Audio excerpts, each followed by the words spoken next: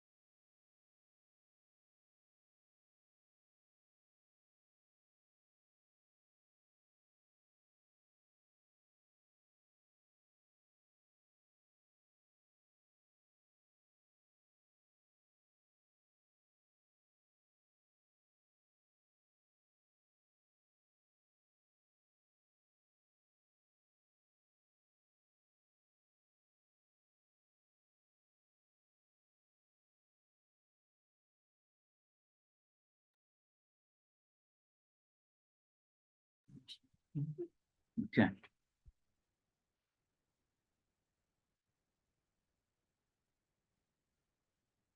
All right, good afternoon, buenas tardes.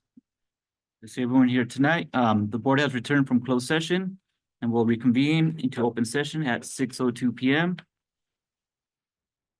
And so we will proceed with the public report of action taken in closed session.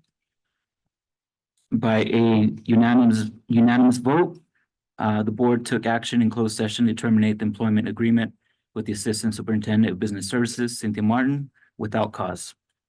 Ms. Martin will be departing the district on February 29th, 2024. The district wishes Ms. Martin well with her future endeavors and thanks her for her service and all of her accomplishments on behalf of the district during her 20-year tenure. And we took action.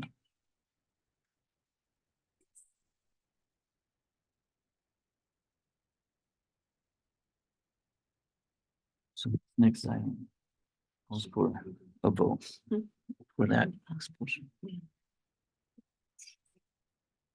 We already took action. Okay. All right, and we also took action on the approval of a stipulated expulsion for student number 63307.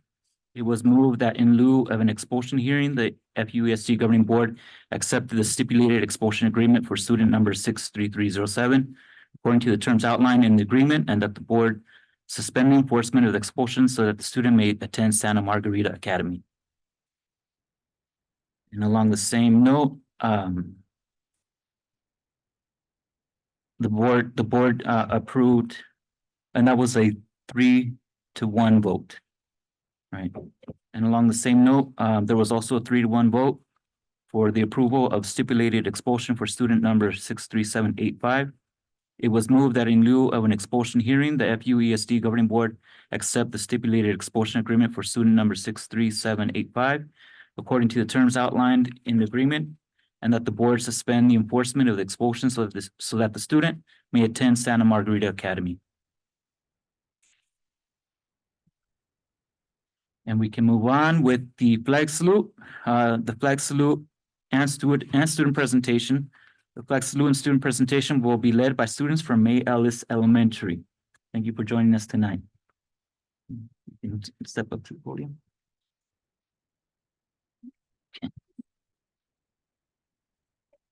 Oh. Good evening, board members, district leaders, and community members. My name is Braden Perez. I am a fourth grader at Mayos Elementary School, and I am pleased to represent my school this evening as a student leader. This evening, Leslie and I will share information collected from students across the district about student clubs and after-school activities in the Fallbrook Union Elementary School District. Hello, I am Leslie Acosta. I am a sixth grade student leader at Mayellas Elementary School, and I am proud to participate in this board meeting this evening and represent students from my school and from across the district as a member of the InView Student Advisory Council. At this time, I ask you all to stand, place your right hand over your heart, and join us in reciting the Pledge of Allegiance. Ready, begin. I pledge allegiance to the flag of the United States of America and to the republic for which it stands, one nation, under God, indivisible, with liberty and justice for all. Thank you. You may be seated. As a student at Mayellis, I have participated in the volleyball club and the Foursquare club. I served as the co-leader of both clubs because I wanted to try something new and learn a new sport. I filled out a club application and asked my friend's mom to serve as our sponsor for volleyball. Together with my friend Julieta, we recruited a few more friends and other kids got interested as well. Our club practiced serving skills, we gained experience in volleyball, and we learned how to work as a team. Braden, what do you like most about clubs at Mayellis? I have attended Mayellis for the past 2 years, and one of the most memorable activities I participated in was soccer club. I learned about the club from my friend Daniel when he asked me to join. I agreed because I really like soccer. Our club met during lunch recess and we played every Thursday except when it rained. There are many opportunities for student-led clubs as a part of the Leader in Me program in Fallbrook, and there are after-school activities at every school.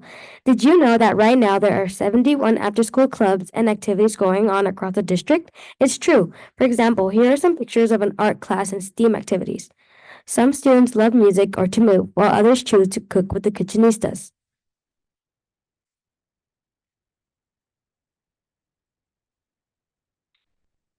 Of course, there's time for reading. Students in after school programs have a power hour for independent reading and digital learning. Here you can see the first learning the kinder, first, and second graders learning with My Math Academy. They say they like it because we help them learn more. We have a special treat this evening. The after-school program at William H. Frazier recently performed the play Annie, and a few of the cast members are here this evening to share a song with us. It is a hard knock life.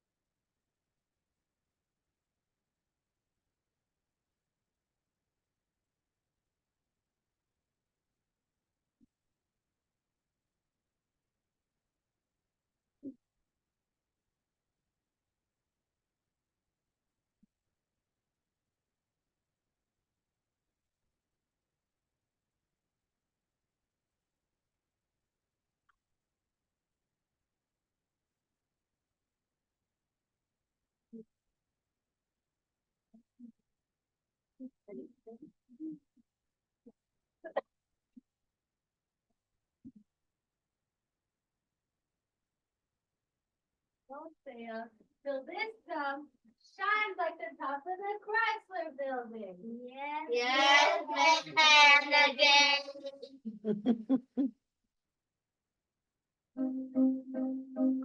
It's a hard knock life for us. It's a hard knock life for us. Get treated, get tricked, take it, take away, get kicked. It's a hard knock life. One of folks to see us so it's a hard knock road. We go, calling it. Full and belly.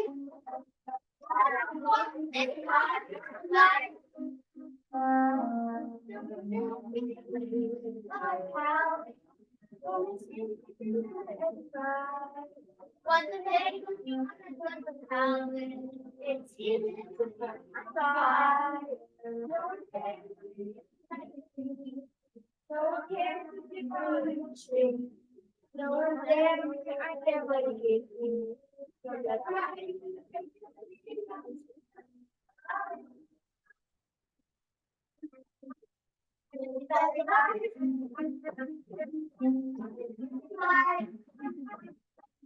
Full of smile, light. Not tomorrow. Santa Claus, we Santa Claus, what's that? Who's here? No one cares for you. Us rich, when you're in our luggage. It's a hard not life. It's a hard not life.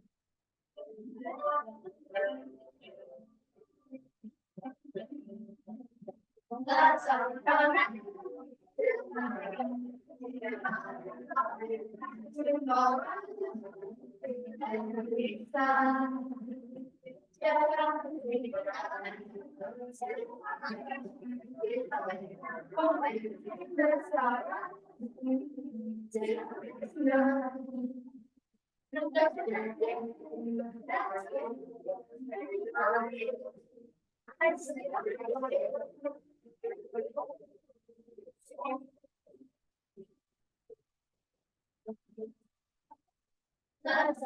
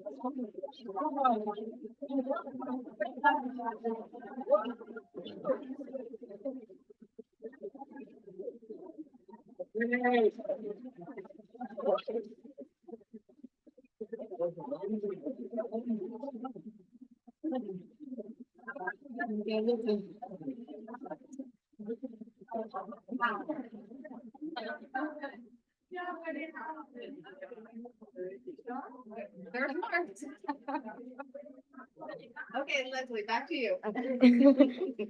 Great job. And the robotics team from Potter Junior High has prepared a demonstration for us. Please come set up.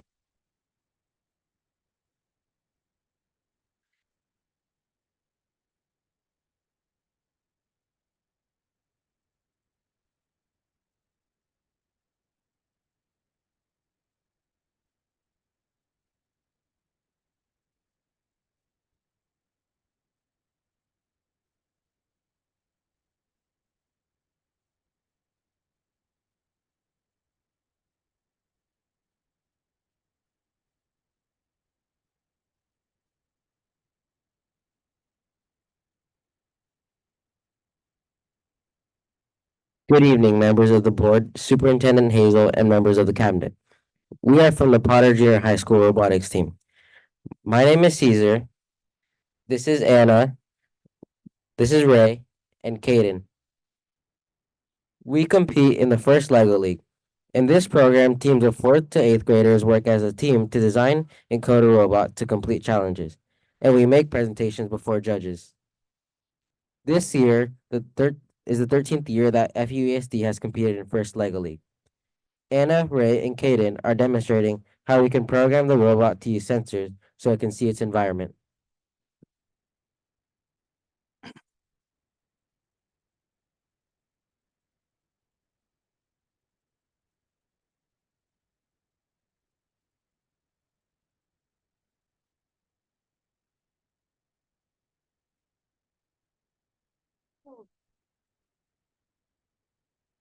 Who writes the codes?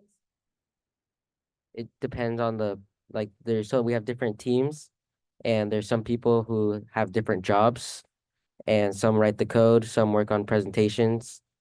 So we all do. It's a team effort.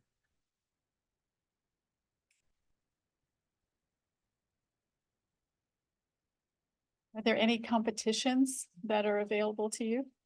Yes, we competed in 2 competitions. One of them was at a high school, and that one we didn't do that great in, but the other one we competed at Potter, and we got first and second.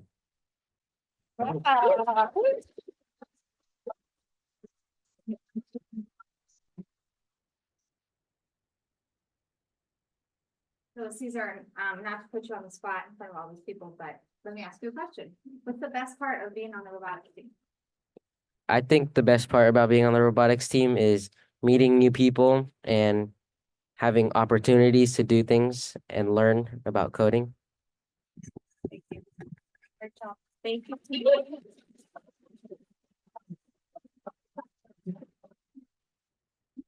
That's it. Do you guys have any more questions? Can you tell me a little bit about your coach, Mr. Floto?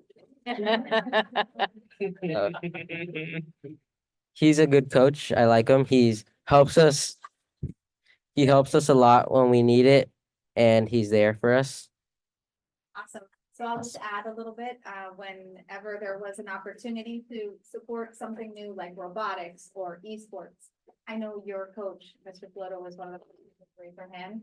And I just want to acknowledge the new learning that our staff does every day, all year to be able to serve our students, and thank you. And it's because of that you inspire and give so many opportunities to our kids. Thank you so much.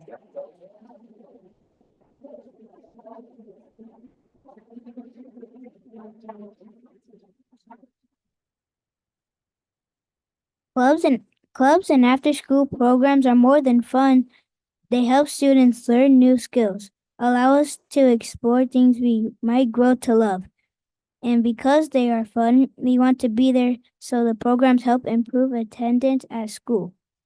Thank you for listening to the student voice of Infused. Great job, Annie cast members. Robotics team, you guys are awesome. And I just might want to join when I get to Potter. And now, the video.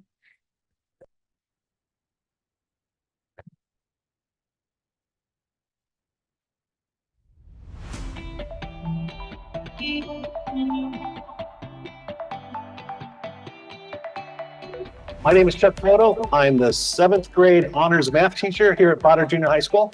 I also teach our robotics elective, and I'm the coach of our robotics competitive team. The Potter robotics team, we compete in what's called First Lego League, which is a global competition, robotics competition for students from 4th grade to 8th grade. And this will be the 13th year, and it's basically coding, building robots, and making a presentation in front of judges. One of the things that they really learn is how to fail. In this competition, they're given a challenge to make their robot navigate across the board, use sensors, pick up a thing, and usually the first time they do it, they fail. The second time they do it, they fail. The third time, and they learn and learn and learn, and finally they make it happen. And this is something that is just a huge benefit for our students. I love teaching robotics because the kids are just so excited about it. They learn about it, they hear about it in 5th and 6th grade, and by the time they get here to Potter, they are just unbelievably excited and enthusiastic. And it makes me happy to be able to help these kids.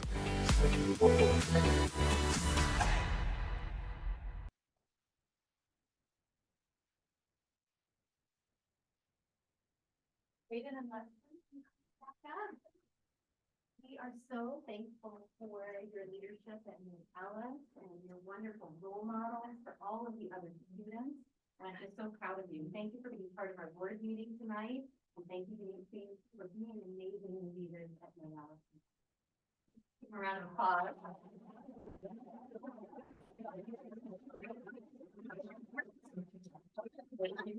Thank you. Quick photo here. And here, you can feel free to come on up, grab a photo.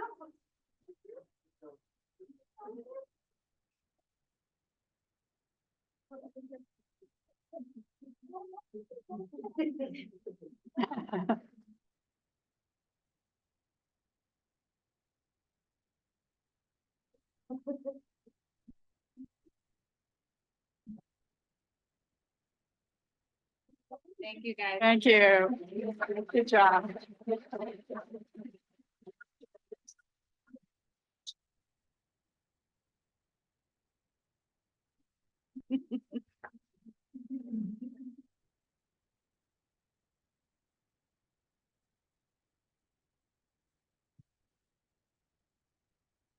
All right, thank you for that.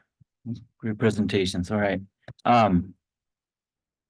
So we'll move on to approval of minutes for the January 18th, 2024 regular board meeting. I so move. Oh. Second. Second. All right, good. So let's call for a vote. Trustee Fish. Aye. Trustee McBride. Aye. Trustee Lundin. Aye. And I vote aye, so that motion passes.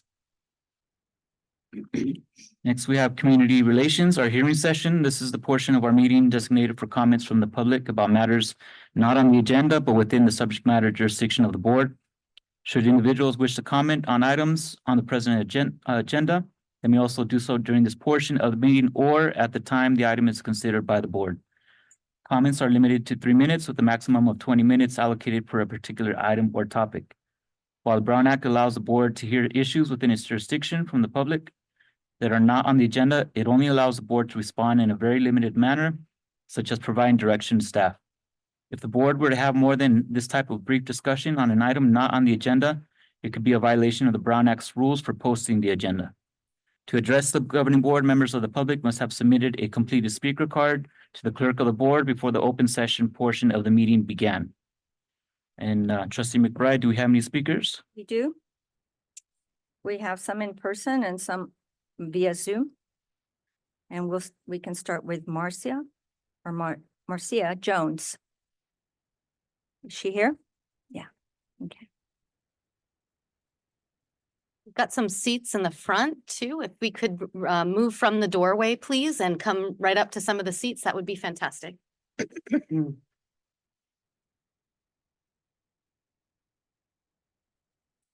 would have been our last guess. Great. Hello, everybody. I'm Marcia Jones. I'm the school psychologist at San Onofre School. I did not think I would go first, but I am still confident that you will hear a lot of amazing evidence as to how impactful and vital our school counselors, our social workers, and are to our students. With that in mind, I planned my 3 minutes to talk about other topics that we've been shown are a priority for you. And that's money, budgeting, and state testing. Based on nationwide budgeting averages, our school data, so San Onofre, and legal special education requirements, without the mental health professionals and the support that they're giving us now, special education numbers and funding requirements could increase by over $392,000 per year per school. And I have more info on this. I just couldn't fit it in 3 minutes. This year alone, San Onofre School's wellness team spent over 88 hours responding to crisis calls. These hours do not count the crisis calls that admin and our special education staff were supporting separately. Even if admin and special education could take a quarter of these calls on, and we can assume that a teacher can work with a crisis behavior as efficiently as a mental health professional while running their class, that still leaves 66 hours that teachers will be left alone to address crisis behaviors. Removing these mental health professionals will take education, peace, and safety from classrooms full of children. There is no doubt that this will impact test scores, attendance, and teacher turnover. Research from 2022 showed us that it costs between $9,000 and $20,000 to hire a new teacher. Scholarly, peer-reviewed research consistently shows us that access to mental health professionals at school improves student attendance by up to 15%. The significance of this percentage is directly related to how low the ratio is for student to mental health professional. Since our funding is based on daily average for our attendance, I am shocked to hear that removing the personnel that's been proven to improve attendance is even a consideration. Research has also shown that low student to mental health professional ratios positively and significantly impact standardized test scores. With a hyper focus on test scores, I am surprised by this consideration. Finally, I would like to give you a bold but important perspective on some of today's agenda items. First, Section 3, Part 1, LCAP goal review. Oh, thank you. Thank you, Ms. Jones.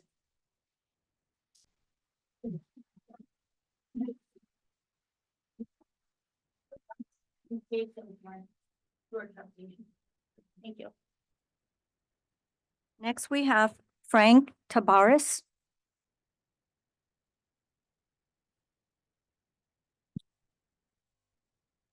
Hi there.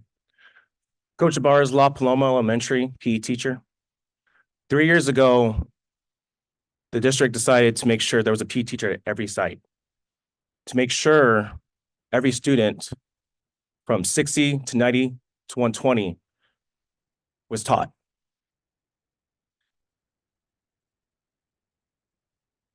This district is built on 7 habits. One of them is beginning with the end in mind. If you're cutting PE teachers, what's the end? If you were to cut PE teachers, back to the old ways before the whole 3 years ago. You're gonna have a PE teacher travel, teach different school.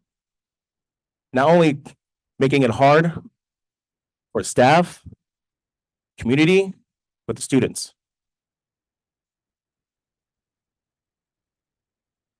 In April 20th, we're supposed to celebrate PE with Don Dornan for the past 50 years. You as a district have made a progress of making sure that every student can be taught, whether English, math, reading, writing, but also physical education.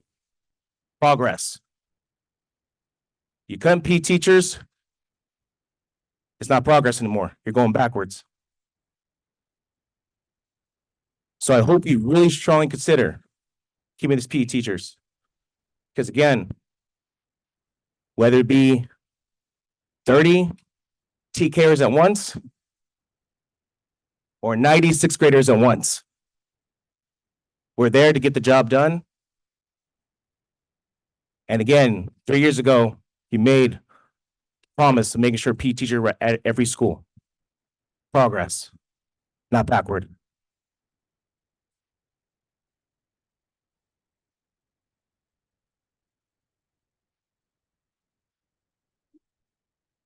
Next is Corina Fonseca.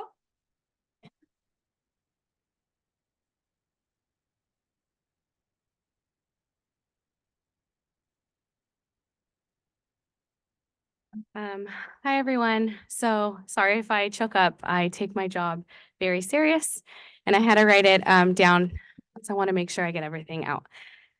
So good evening. As we all gather here tonight, I want to take a moment to reflect on the incredible work that has been done by our school social work team over the past year, particularly in supporting the mental health and well-being of our students. I stand before you as Karina Canseco, a very proud school social worker here at May Alice Elementary School, but more importantly, as someone deeply invested in the success and happiness of our students. From the first day of employment with Fallbrook, it's been a joy to greet each day with a smile, embracing the opportunity to build genuine connections with our students and their families. These connections are the foundation of everything that we do, and they have made this past year the best yet. But with recent news of potential changes, we find ourselves torn between gratitude for what we've accomplished and concern for what lies ahead. I personally made the choice to work with Fallbrook because I believe in the vision of supporting the whole student. It's a vision that resonates deeply with me, and I've seen firsthand the positive impact it can have on our students' lives. Turning down other offers was a reflection of my commitment to this vision and to the community that we serve. As we contemplate the future, I can't help but worry about the potential loss of support for our students' mental health. The work we do is not just important, it's essential. Without it, students may fall through the cracks, families may struggle to assess vital resources, and the overall well-being of our community could possibly be at risk.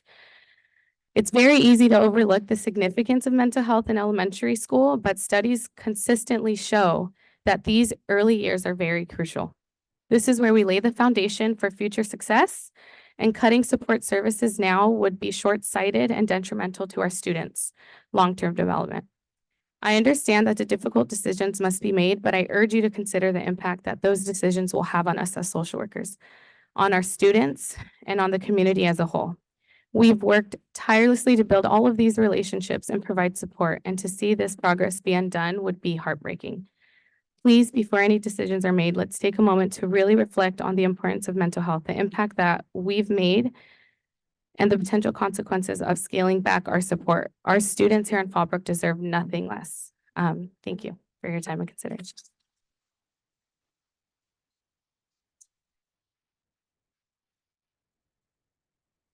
Next is Amy Schwenk. I'm sorry if I mispronounced your last name. Hi, good evening, and it is Amy Schwenke. Thank you. Good evening. My name is Amy Schwenke, and I'm a teacher at Fallbrook STEM Academy. I want to thank our board, as well as our superintendent, for affording me the time to speak. I want to start by saying this is my first time addressing the board since I was hired in 2002. I'm not a public speaker. I feel compelled to do so now because of the cuts to our SLE or SEL supports. Losing our social worker is going to be detrimental to our school in many ways. Our social worker has been invaluable because of her ability to develop close relationships, not only with our students, but their families as well. She is fluent in both English and Spanish, which is critical for our site. Since the start of the school year, she has done 39 home visits, 74 parent meetings, not including phone calls, SSTs, IEPs, SART meetings, along with 132 individual counseling sessions, 51 group counseling sessions, on top of helping families apply for Medi-Cal, CalWorks, and CalFresh. She has also created a caring closet that provides clothing and other necessities for families in need. She's been instrumental in increasing attendance with our students. She knocks on their door. She wants to know why they're not at school. She has helped improve students' academics by filling social and emotional voids. As decisions are made requiring social workers on campus, I would ask that you consider the needs on a site-by-site basis. Fallbrook STEM Academy students and families have an extremely high need for social and emotional support. Teachers alone cannot provide this. I believe there must be some way to fund this position beyond the approval of a grant, guaranteeing that our students and families are supported now and in the future. Thank you.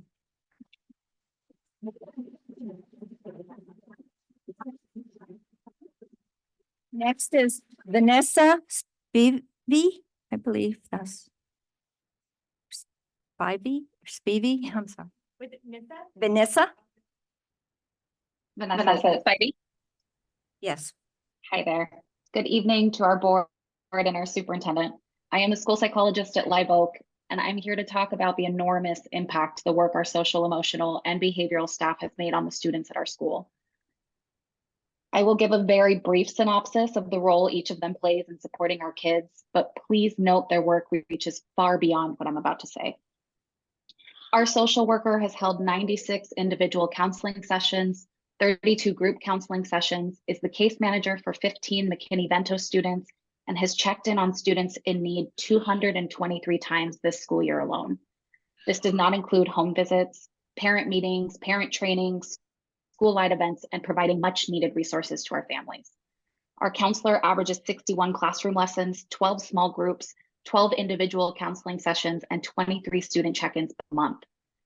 Our behavior tech provides support to students in general education and special education.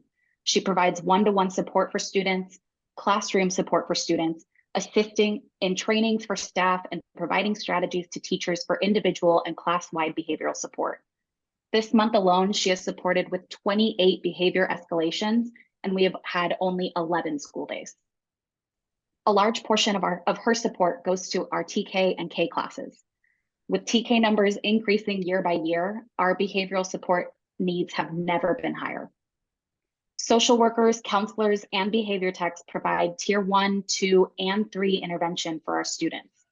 These supports allow our district to provide appropriate interventions for general education students, which decreases the number of students moving toward assessment for special education. I can think of several students right at this moment whose social, emotional, and behavioral needs are met in the gen ed classroom directly because of the support our staff provides them. In cutting our social workers and behavior techs in half next year, we are also cutting the support they provide to our students in half. As a school psychologist, it is my job and my responsibility to advocate for the well-being of our students. Meeting the social, emotional, and behavioral needs of our kids not only increases their chances to have academic success, but helps keep them safe. And our kids deserve that. Thank you.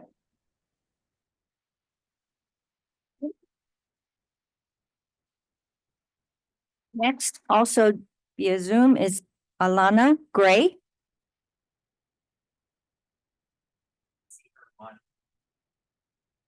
Okay, then we'll go on to in person is Gina Roberts.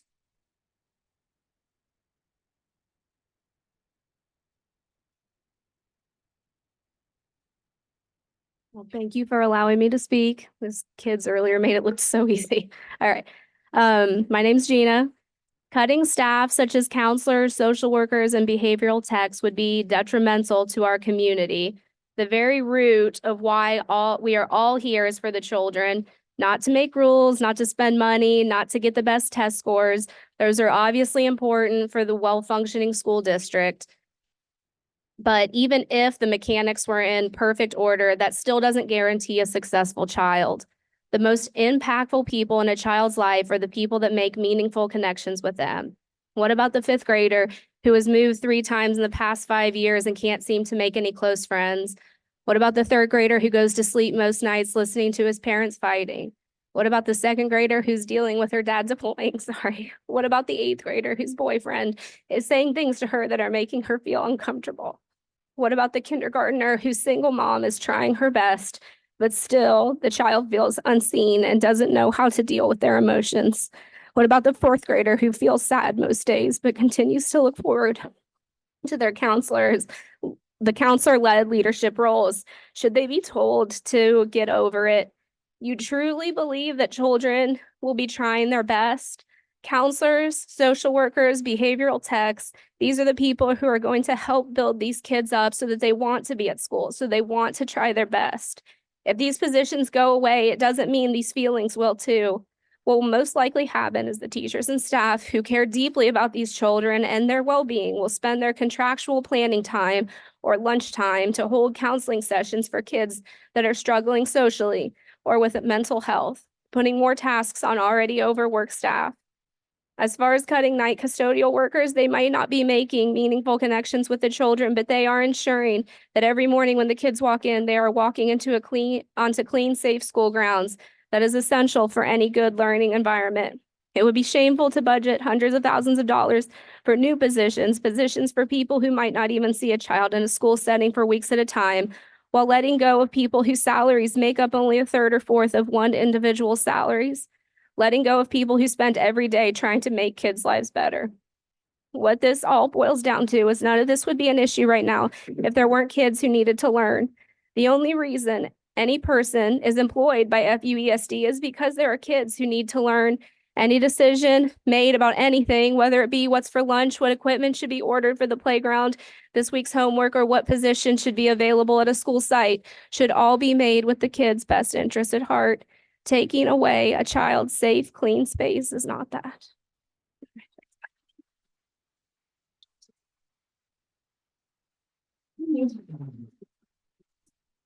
Next is Stephanie Gaddis. Stephanie Gaddis.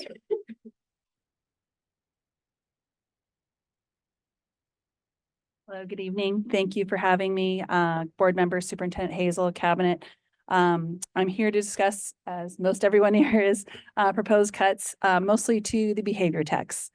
First, I want to thank the district negotiating team for being honest and transparent during the recent certificated negotiations and for reaching an agreement that's reasonable and fair. We all understand that the state is cutting funding in many areas that impact us significantly. We appreciate that the district has long recognized that employees are the backbone of school success. We also understand that COVID funding is going away. We understand that several positions were created in response to COVID and were only possible due to that increased funding. I appreciate that the district recognized that COVID funding should support mental health instead of a multitude of other things that they could have spent it on. It is unfortunate that the state of California doesn't understand that while the public health crisis may have died down, our mental health needs in schools have not. Trauma doesn't disappear simply because people aren't dying on ventilators anymore. I share a room with our behavior tech, and she is an essential and necessary figure on our campus. Daily, multiple times daily, I hear her radio go off asking, "Alyssa, we need support." And she says, "On my way," and out the door she goes. Since the beginning of the school year, she has responded to 609 behavior incidents with students. That's 609 times she has been called to help, and she has diffused a potentially dangerous situation. If she is no longer on our campus, who will be the one who responds? If her job goes away, the students aren't going to suddenly stop eloping from classrooms, throwing furniture in classrooms, climbing fences in order to leave campus, or being aggressive towards staff and students. This is what has been happening at our school. Through the hard work of our social psychologist, our school psychologist, the district behavior specialist, our counselor, and our behavior tech, student crisis incidents have decreased in number and intensity as the school year has gone on. If our goal is to increase the number of students academically proficient by 10%, we need our mental health support staff to make sure teachers can teach instead of evacuating their classrooms and responding to students in crisis. I know the money is gone. I know schools are currently applying for grants in order to retain these people who are helping our children navigate their feelings so that they can be ready to learn. But there's only so much grant money out there. I'm asking the cabinet and the board to please look at the budget, look for outside resources, look for any way possible to keep these people on our campuses. They are vital to our school community. They are vital to our student success, and they are vital to our district being able to meet our 10-10-10 goal. Thank you very much for listening.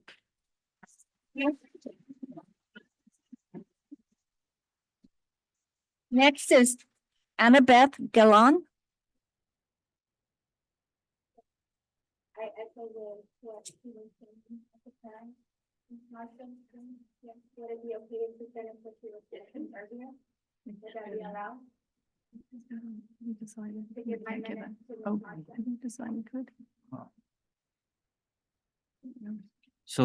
So she would be speaking instead of you, right? Let's do it. What do you say? She's not going to speak. She's allowing her to speak. I think we can all, I think we said we could allow that for one person could speak. Twice only, right? Yeah. As we had agreed before. Yeah, We just say we're looking to it. Yes. Yeah. yeah. Okay, That's we're gonna allow it. Okay.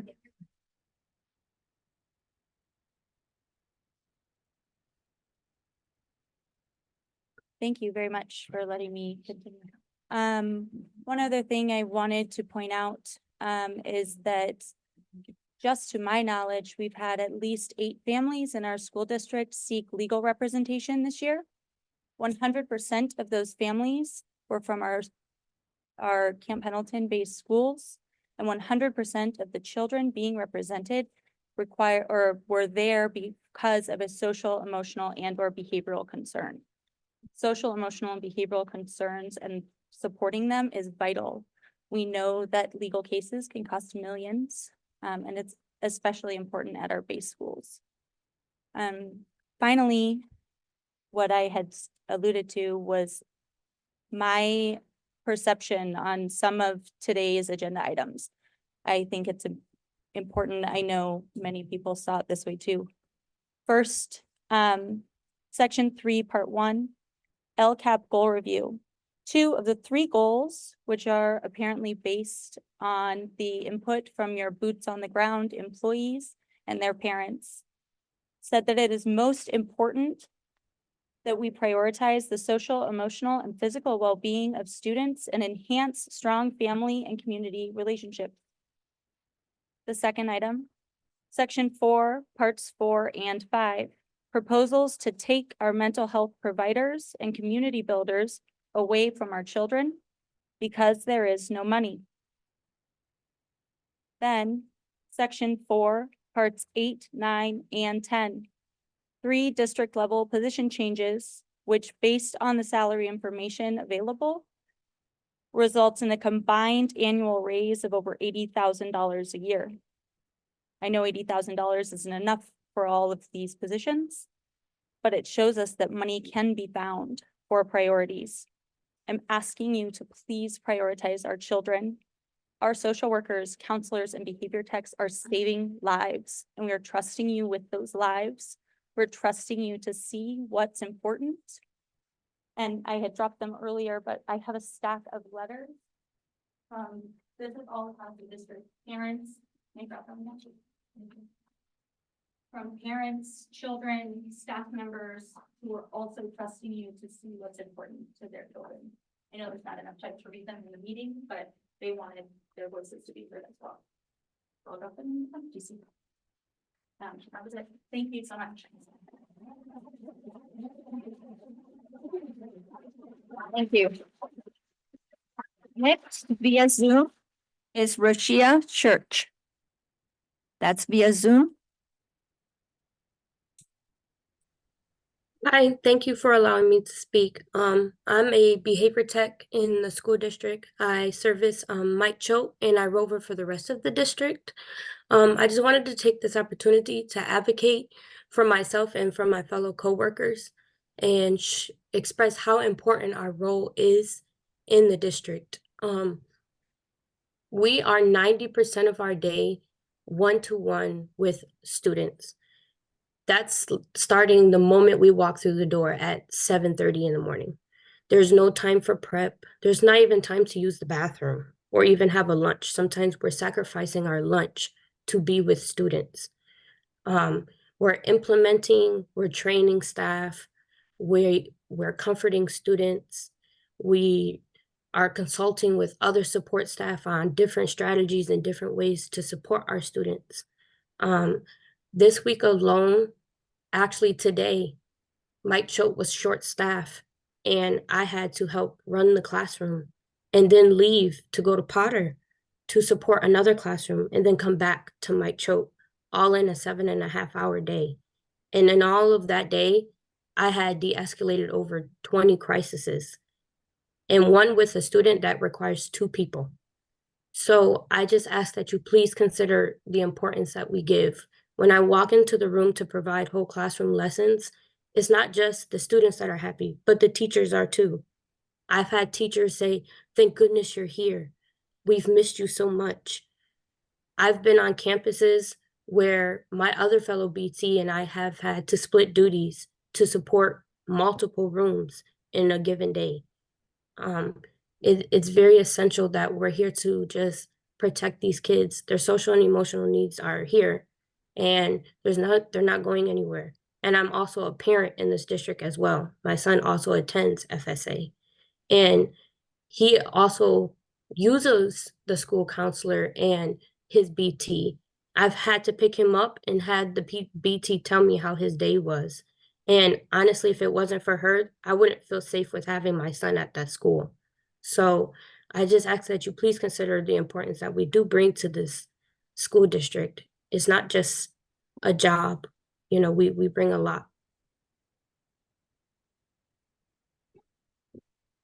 Thank you.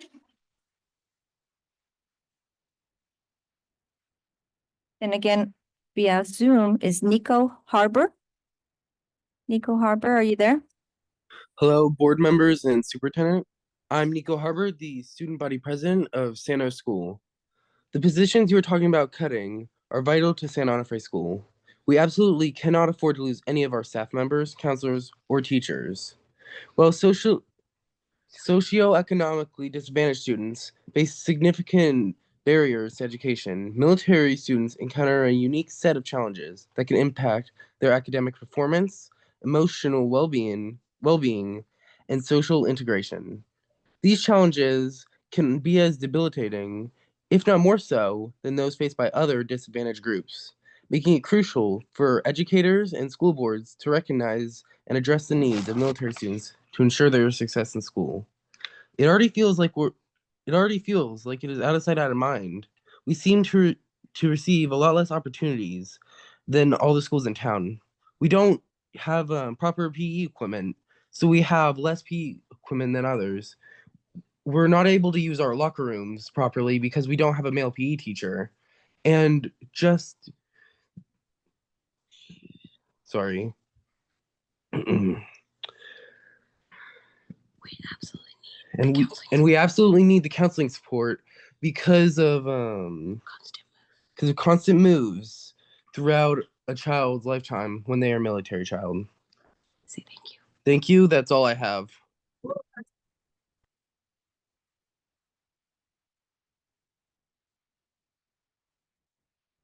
Thank you. So our last person is also via Zoom, and it's Paul Padilla.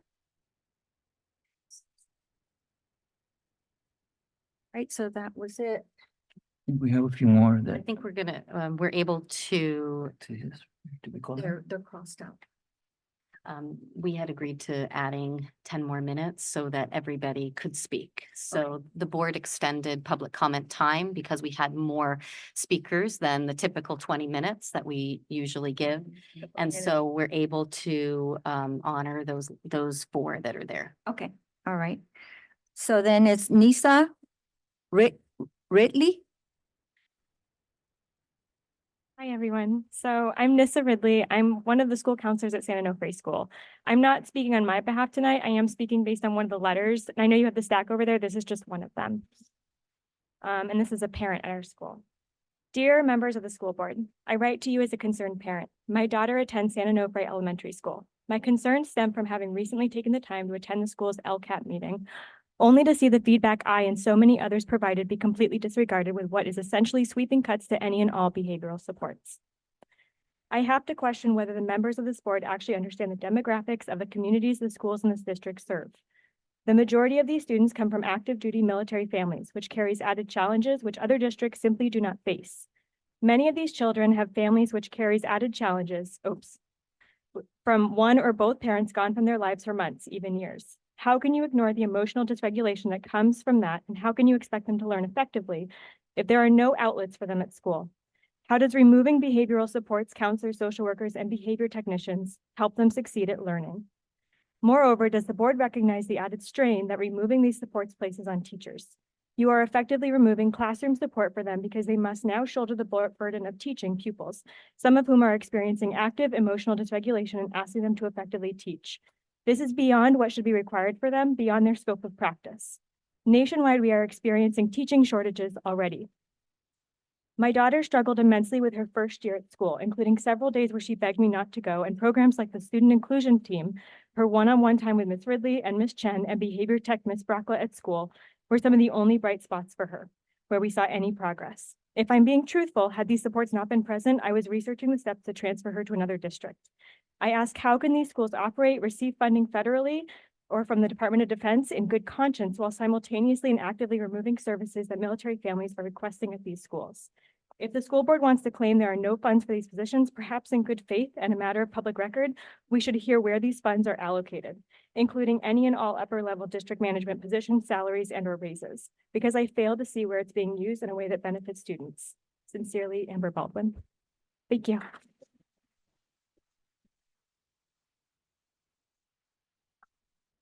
Thank you. Next is Cameron Shen.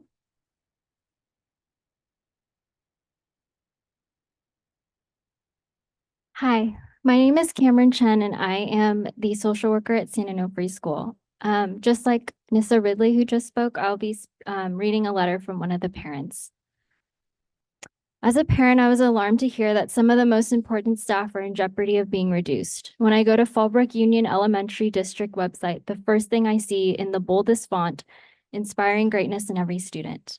Cutting such critical roles do not reflect that statement. Our counselors and social workers are a vital part of our mental health for our children. The CDC states mental health is an important part of children's overall health and well-being, which is incontestable. I myself have used the services of a school counselor and social worker at San Onofre School, and my experience was in fact a touching experience. San Jose's social worker, Ms. Chen, has given me a safe space to express my concerns, and together we created a plan that worked best for my family. Every parent only hopes that our children have a successful year, and let's face it, sometimes as a parent or guardian, we get stuck and don't know what to do. But by having counselors and social workers, we can tackle any issues head on and see them through the end.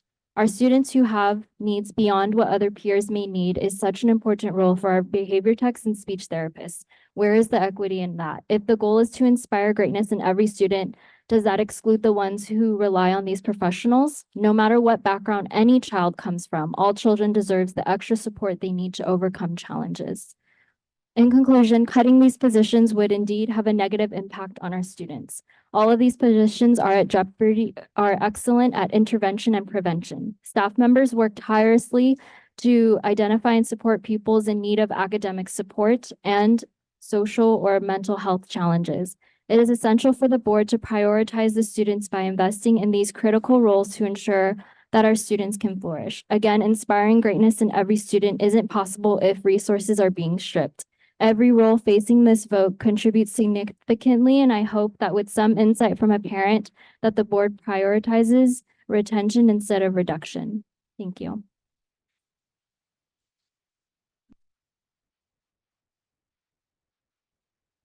Next is Kelsey Finkel.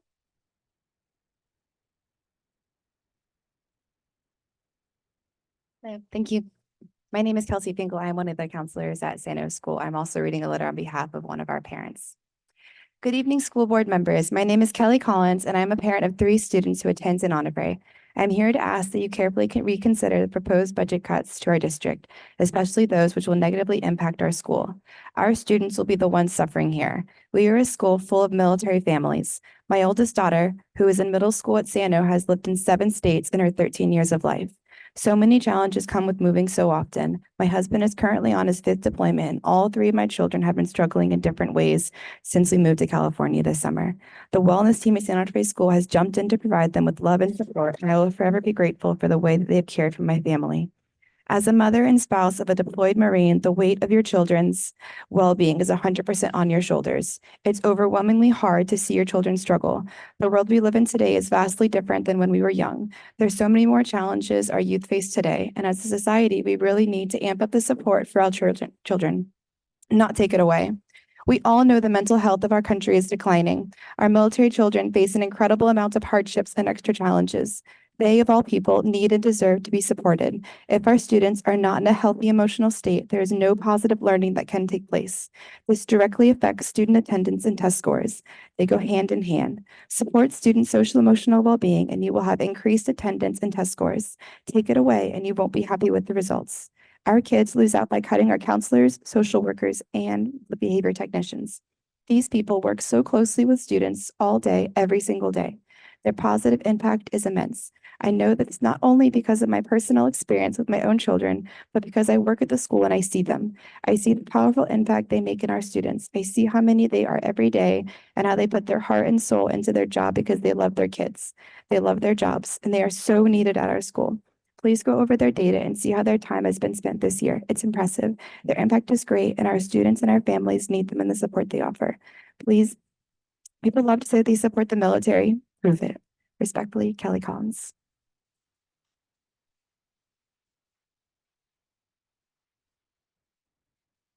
Thank you. And now it's Erica Colores.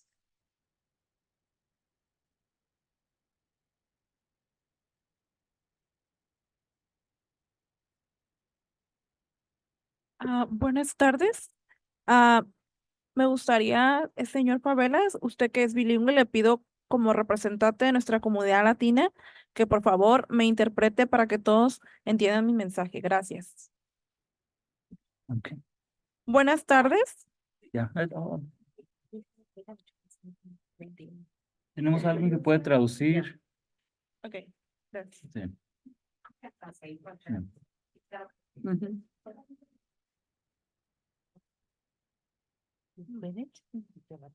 Okay.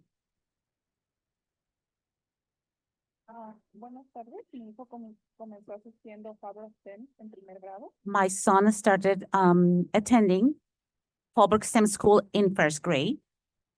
Este año, en el 5º grado, él y yo estamos muy contentos y agradecidos con la ayuda que nos ha brindado el This year, he's in 5th grade, and we are very happy and grateful for the help that the school has provided us. Especialmente Miss Moya, la trabajadora social. Especially Miss Moya, the social worker. Mi hijo fue diagnosticado con cáncer en 2º grado. My son was diagnosed with cancer in 2nd grade. I mean, like stage 2 cancer. Al principio de este año escolar, los médicos nos comunicaron que tenían que amputar su pierna. At the beginning of this school year, the doctors told us that his leg had to be amputated. Esta noticia fue muy difícil para mi familia. These news were very difficult for my family. One of the persons that helped me a lot when we let her know was Miss Moya. Desde que Miss Moya empezó a trabajar en Faber STEM, ella siempre ha estado atenta a las necesidades de mi hijo y mi familia. Since Miss Moya started working at Public STEM, she had always been supportive to my son, to his needs. Miss Moya siempre ha aportado demasiado y su apoyo siempre ha sido más que el 100%. Miss Moya has given a lot, and her support has been always at 100%. Ella siempre busca soluciones y diferentes maneras de ayudar a mi hijo. She always looks for solutions and different ways to help my son. Por ejemplo, ella siempre nos llamaba para ver cómo estaba procesando mi hijo después de su amputación. For example, she will always call us and ask how my son was doing after his amputation. Miss Moya nos llevó comida y ropa y recursos de la comunidad durante la recuperación de mi hijo. Miss Moya took food and clothes. I'm sorry, food and clothes Ajá, y durante la recuperación. during his recuperation. I'm sorry. I'm It sorry. takes longer to do the translation, so you can have the double. Visitar nos daba mucho ánimo durante estos días tan difíciles. Her visitations were will give us ¿cómo se Sí, dice? ¿Eh? sí, también. ¿Cómo se dice?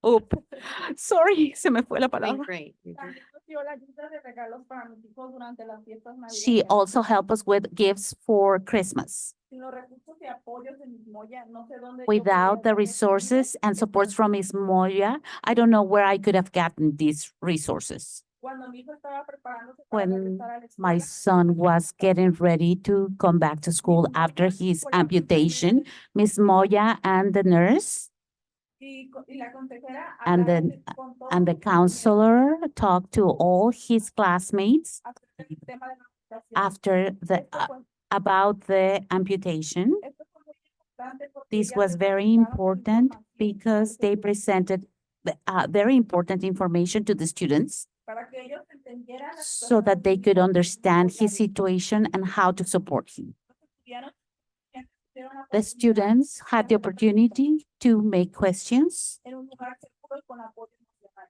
and in a safe place and with emotional support.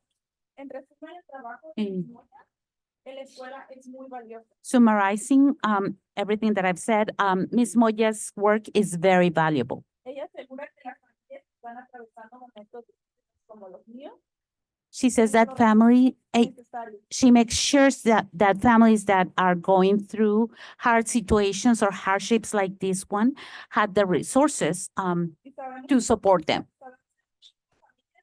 que no han recibido aún la ayuda y apoyo de Miss Moya. Y sin ella, mi hijo no hubiera tenido la ayuda emocional. Let me do last sentences, please. Las últimas dos oraciones, por favor. Y sabemos que son muchísimas familias We que know that there are too many families that have received the help and support from Ms. Moya. sin el apoyo de Miss Moya, Without her help, her support, mi hijo no hubiera tenido la ayuda emocional y motivación para regresar a la escuela. my son would have never had the emotional support, la ayuda emocional y Y soporte para regresar a la escuela. the emotional support and help to return to school.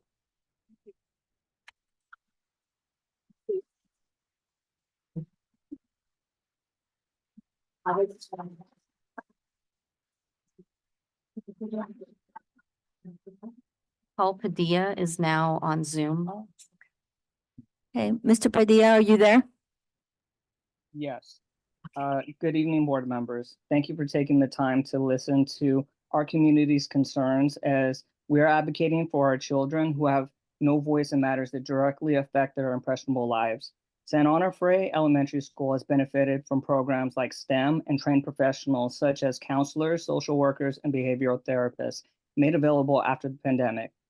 The services have been crucial in the aid of the development of our children. The loss of these services are not the fault of our children, but the lack of foresight on the school board's part. It was your responsibility to allocate appropriate funds for the continuation of these services. San Onofre student population faces several challenges that the vast majority of students in other school districts will never have to face. The call to war, training evolutions, multinational exercises are some of the inevitable circumstances our children will have to face. The absence of the service member from the household in the defense of this nation will have a negative impact on our children's behavior, emotional state, and ability to focus on school. From personal experience, having trained professionals on campus for our children to talk to about how they're coping with the parent on deployment is invaluable for the well-being of those children.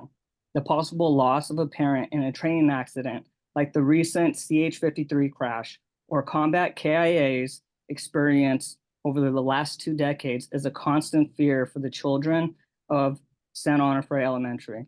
It is unacceptable to me to witness the complete disregard for the well-being of our children from this school board if the services that our kids need to help process that type of event are removed.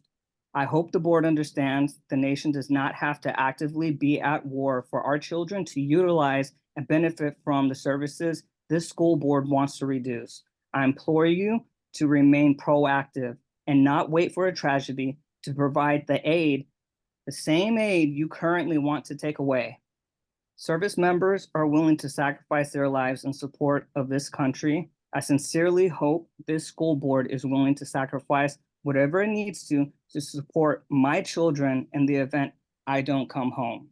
I understand that there's a lot of schools out there that want a lot of money for after-school programs and for theater and sports and all those kind of things. But the kids at Santa O need all these counselors, therapists, social workers, behavioral therapists, just to get through the day when we are gone. They need these people. They already have a system in place. They have the people there. It works. I don't understand why this is even a topic right now, that these people might be removed from our schools. Our kids need this help to get through the day. Thank you.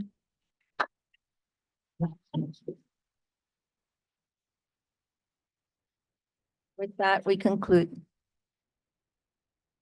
Thank you. Thank you all.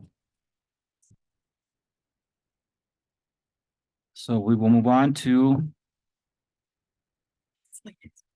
our report from the base liaison. Dr. Paul, do you have a report to share? Just one item. It's good to see everyone. The base is preparing for some Earth Day activities that we will have. I know it's 2 months in the future, but we'd like to plan early and reach out to the district staff to see what opportunities there are for us to provide some activities for the different school sites. We have a really robust natural and cultural resource program aboard the base, and we'd like to share that good news. So over the next couple of weeks, we'll just reach out to the district and see what ideas you may have for us to provide that. That's my update for this evening. Thank you. Thank you. And we can move on to our reports from the board, and we'll begin with Trustee Fish. Well, it was fun to see the robotic program today since I got to be a judge there at Potter. It was really fun. Thank you. And Trustee McBride. Yes, so I enjoyed the action, the acting and the singing. Wonderful, wonderful. And then the robotics as well.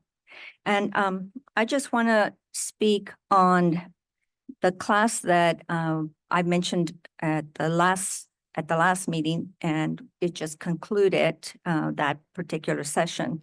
So nutrition is something that I am passionate about. And I had recently the opportunity to get more into this interest by taking part in a class called, again, Kitchenistas.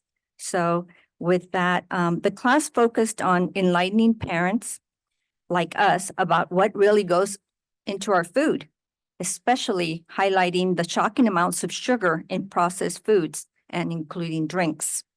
The course covered everything from basic nutrition to identifying which stores offer the healthiest products. It wasn't just a lecture. The class was super interactive and a lot of fun. We also learned how to decipher those tricky nutritional labels on food products. What I took away from it all is the importance of supporting healthy eating and cooking habits. It's not just about the food. It's about taking care of our kids' health and in a very holistic way. I truly believe that every parent could benefit from this class. Truly, I do. It's something I believe we should advocate for and encourage more parents to attend. Doing so could make a significant difference in our community's health. Thank you.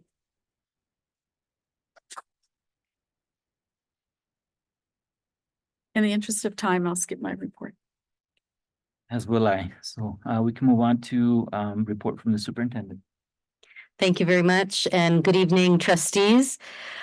This evening, we have a very full agenda tonight, and we have the opportunity to approve a new collective bargaining agreement with our Fallbrook Elementary Teachers Association. I want to sincerely thank FIDA and our district bargaining team for really prioritizing an attitude of understanding and collaboration throughout the entire process of negotiations. And, you know, we know that we depend on our amazing educators and staff to transform the lives of our students.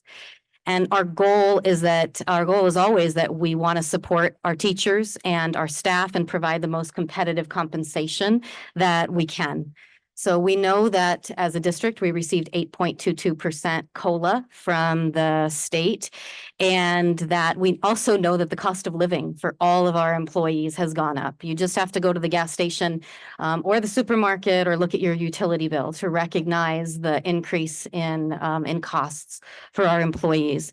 And so I feel that this new CBA, this new agreement with FIDA that you're going to be seeing tonight is a very fair agreement that reflects the funds that we received and honoring our employees. While negotiations have concluded with FIDA, our leadership team is also looking forward to recognizing our amazing CSEA family through upcoming dialogue and collaboration. So as we finalize this CBA, we find ourselves also with an opportune time to re-examine the finances of our district and to make some necessary changes to support our district for the future. So as many of you know, that we're ending the months of our 3-year learning recovery plan. And with the end of this plan is also the end of the funding from the state. And for us, that's over $4.4 million. And so supporting our students in recovering from the difficult learning times of the COVID pandemic, that's what we received the money for. So we know that these funds that were provided by the state to support positions specifically created for the challenges during that COVID time. Some of the examples that we increased custodial staff so that we could clean and sanitize our classrooms during COVID. So that we could protect our students from spreading the virus. We also increased counselors. We increased social worker staff who provided amazing support to our community and to our families, dealing with the mental health effects and the isolation of COVID. We also increased our health techs to process hundreds of the COVID tests every day happening daily in our schools. And I think, you know, we're all happy to say that we're finally putting the pandemic behind us and we're moving to a post-COVID era. And we want to definitely take the time to honor our staff that were able to help us through this very difficult time. This means that we will be providing you with a proposed restructuring of some of our teams and positions today. We also understand that we're the largest employer in Fallbrook in this amazing community, and we do not take that responsibility lightly. But we must first and foremost always position our district to be financially stable and ready for the future. I can tell you that these decisions were not made in a silo, but in a collaborative process. We connected with department leads, with site principals, and we carefully considered the feedback from the survey from staff and community that prioritized and identified services through that community survey.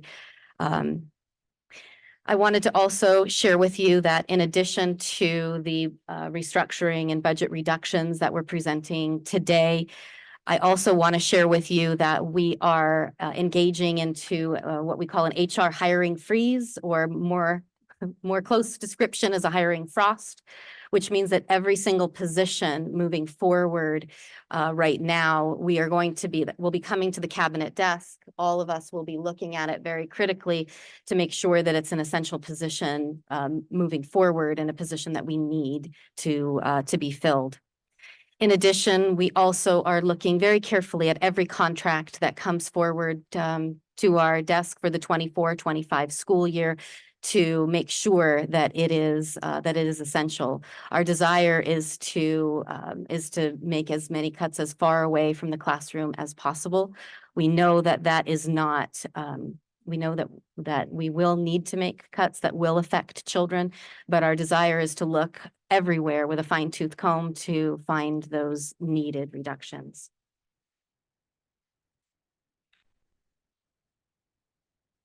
So as we move forward today and looking at these reductions, I just want to thank you. I know that these decisions are hard for all of us to make, and appreciate your support.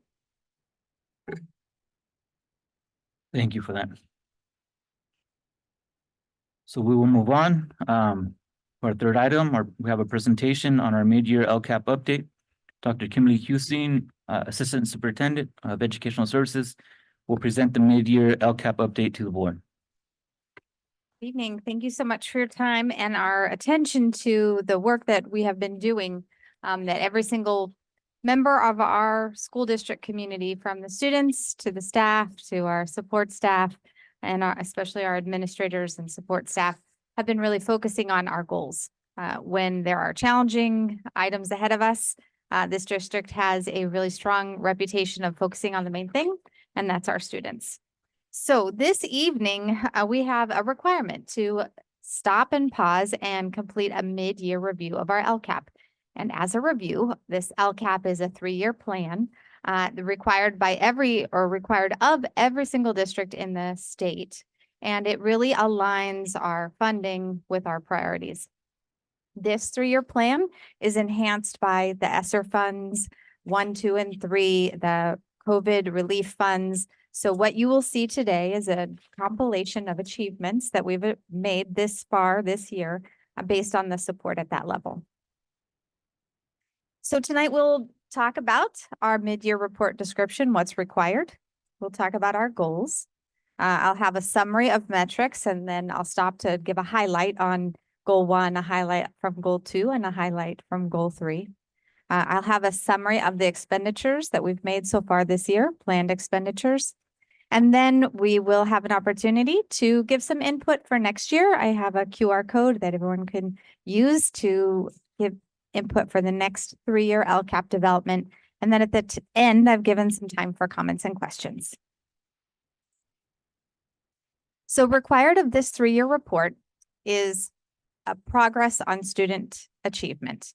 And we have been doing that as a board. You've required that. Superintendent Hazel really has helped us focus on that. So we will have a review on our progress of our students. We'll also talk about the status and progress on all of the actions in our LCAP to make sure that we are on track. We'll look at the expenditures as required. And then the last requirement is that it's presented in a public meeting, and we're meeting that requirement this evening. Here are our goals. They were referred to earlier today, and you will see that they are student-centered. This is the work that we do. We provide access to relevant, coherent, and rigorous standards-based instruction, and the programs are planned to improve our student success. Then there's another topic that we must fill, and that's the conditions of learning. And our goal is to ensure and nurture a safe climate that promotes the social, emotional, and physical well-being of our students and families. And finally, engagement of our community, of our teachers, of our students and our staff to increase student outcomes, because we know when students are supported, then they achieve. So we'll jump into Goal 1, and this is increasing student outcomes. And you received a full report in the board packet, and tonight I'm just going to bring some of the items to life. These are the actions. Number 1 is to have fully credentialed teachers. And I'm proud to say that working with human resources and with the team in the human resources department, we have very highly qualified staff from every staff position, not only our teachers, but our classified staff as well. Highly qualified and very dedicated. So we're at 100%. We're fully implemented in that area. We have high quality instructional materials. You verify that with the Williams report every quarter. And then we have plenty of deep, intentional professional development. And I've provided you with a color-coded description of all of our professional development that highlights the investments we've made in literacy from our instructional coaches, giving writing trainings after school to our math TOSAs, giving unit-based professional development before every unit, and everything in between from Orton Gillingham to behavior supports. And I think this is a robust professional development plan that we've been able to deliver this year. We're definitely thankful that our teachers are taking advantage of that and that we have the staff to provide it. Some more outcomes and our goals are differentiated math and literacy instruction. We've discussed that a lot, and this evening we'll be delving into some math differentiation. Access to technology and digital citizenship. It's very important for our students to be safe online, as well as have access to appropriate instructional materials digitally, and to be able to engage with Google Docs and Google Slides, just as we do professionally.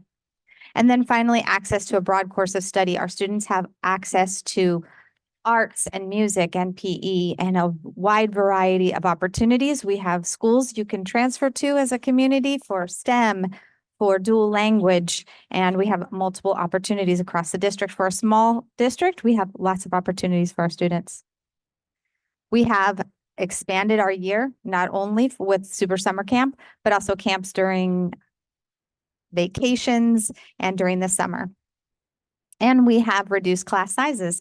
That one's marked as fully implemented because this year and the last 3 years, using that special emergency funding, we have been able to maintain small class sizes.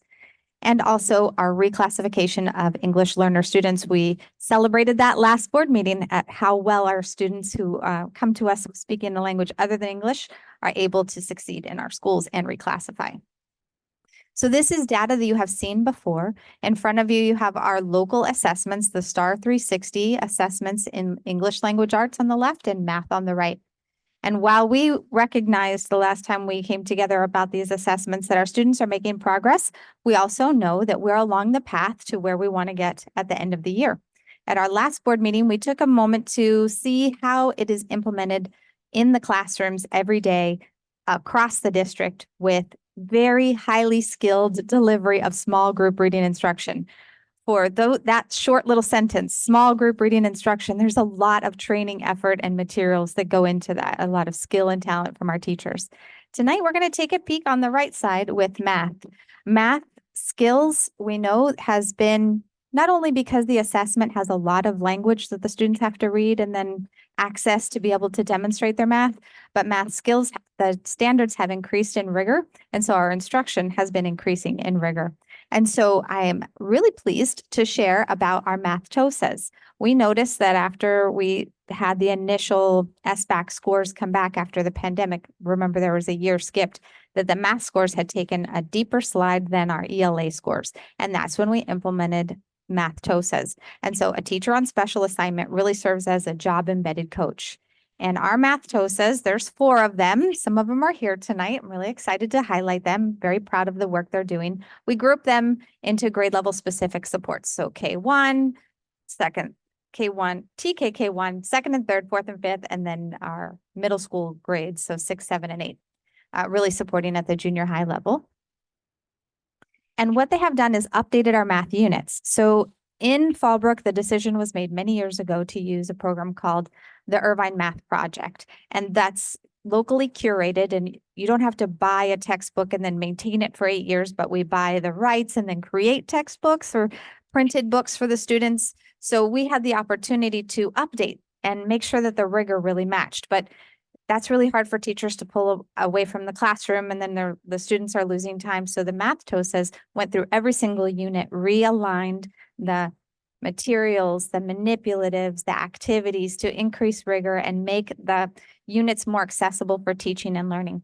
And so they revamped even the spiral reviews to make sure that the daily practices lined up to the rigor of the end of unit assessments. Also, we did a math manipulative inventory.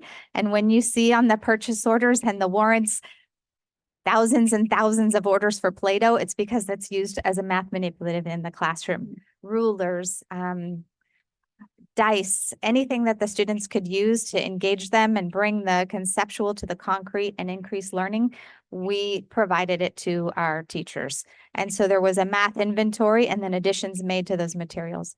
We also really looked to the Mathtoses to curate resources, links, and activities to make sure the curriculum was really accessible.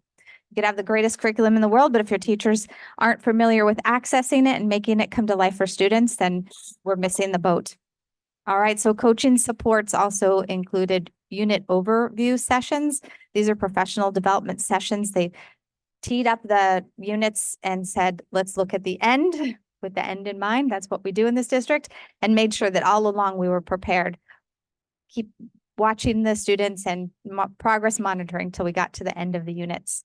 We built the conceptual knowledge of our teachers, and then we participate in a lesson study, which is really exciting. They co-plan, they co-teach, and then they debrief.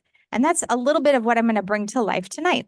So if I could have Yvette come and join me. Yvette is one of our amazing Mathtoses. She's going to walk you through a lesson that Superintendent Hazel and I walked in on this last week. Fifth graders using manipulatives, understanding a new concept, getting up, walking around the room, and becoming actionable. So you're going to get to do that today. This was part of a lesson study. Yvette did the pre-planning with the teacher, co-taught with the teacher, and then they debriefed afterwards. So I'm going to hand it over to her now.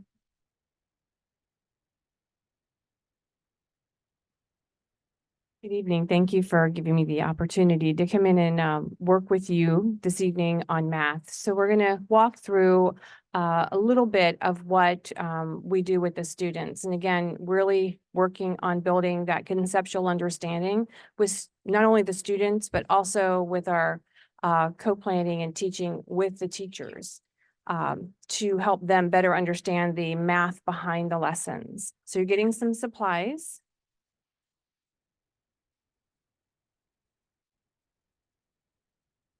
You have your paper, there you go. Okay, Got it? Okay.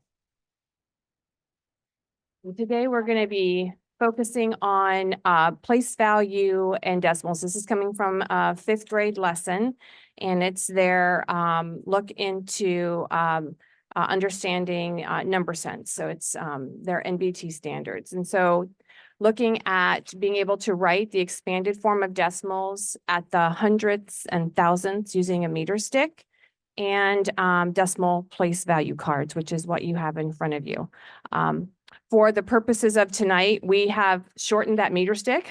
When we give it to the students, we identify it as 1 meter, as 1 unit, but we cut it so that it would be easier to manage for you at the tables. Again, we're hoping they're looking at students to be able to do this so they can better understand the place value system as it relates to decimals and their place value positions in hundredths and thousandths.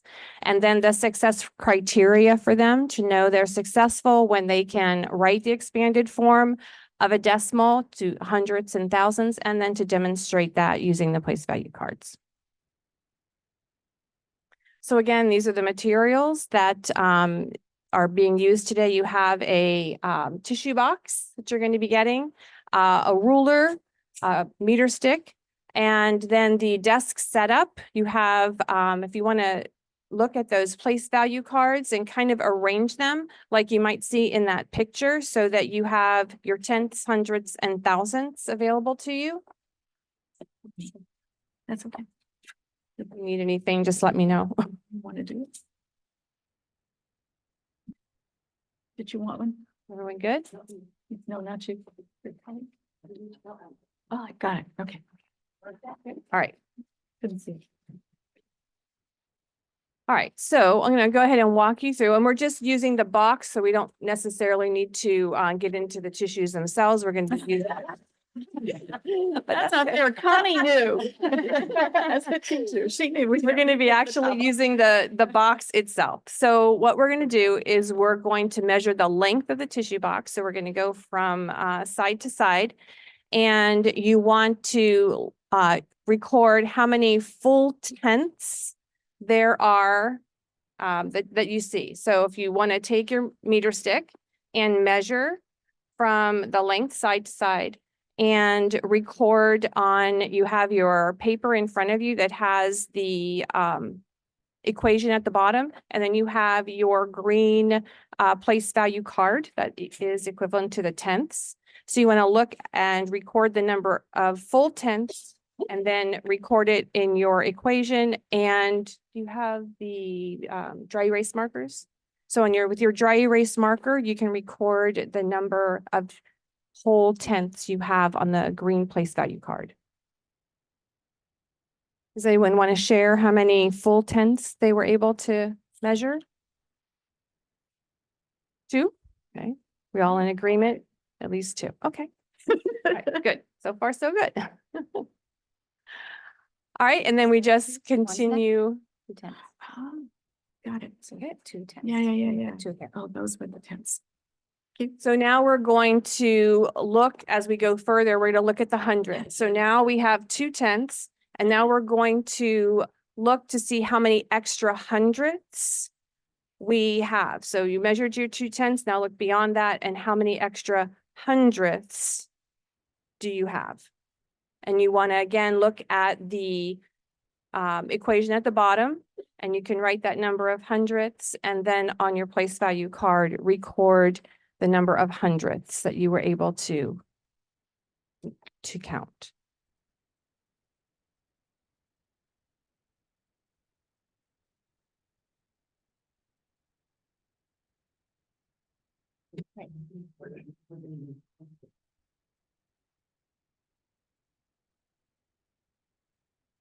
Anyone want to share how many hundredths? We have 2 tenths and how many hundredths? 2 hundredths? Okay. And then we want to do the same. Now we've done our tenths, our hundredths. Now we're going to expand to thousandths. So again, looking at your meter stick, we're going to record how many extra thousandths you have to measure the length as accurately as we can. You want to put that in your equation, and then again on your place value card. Usually the little tiny ones are the thousandths. So beyond the 2. Oh, these How were the many little hundredths? ones?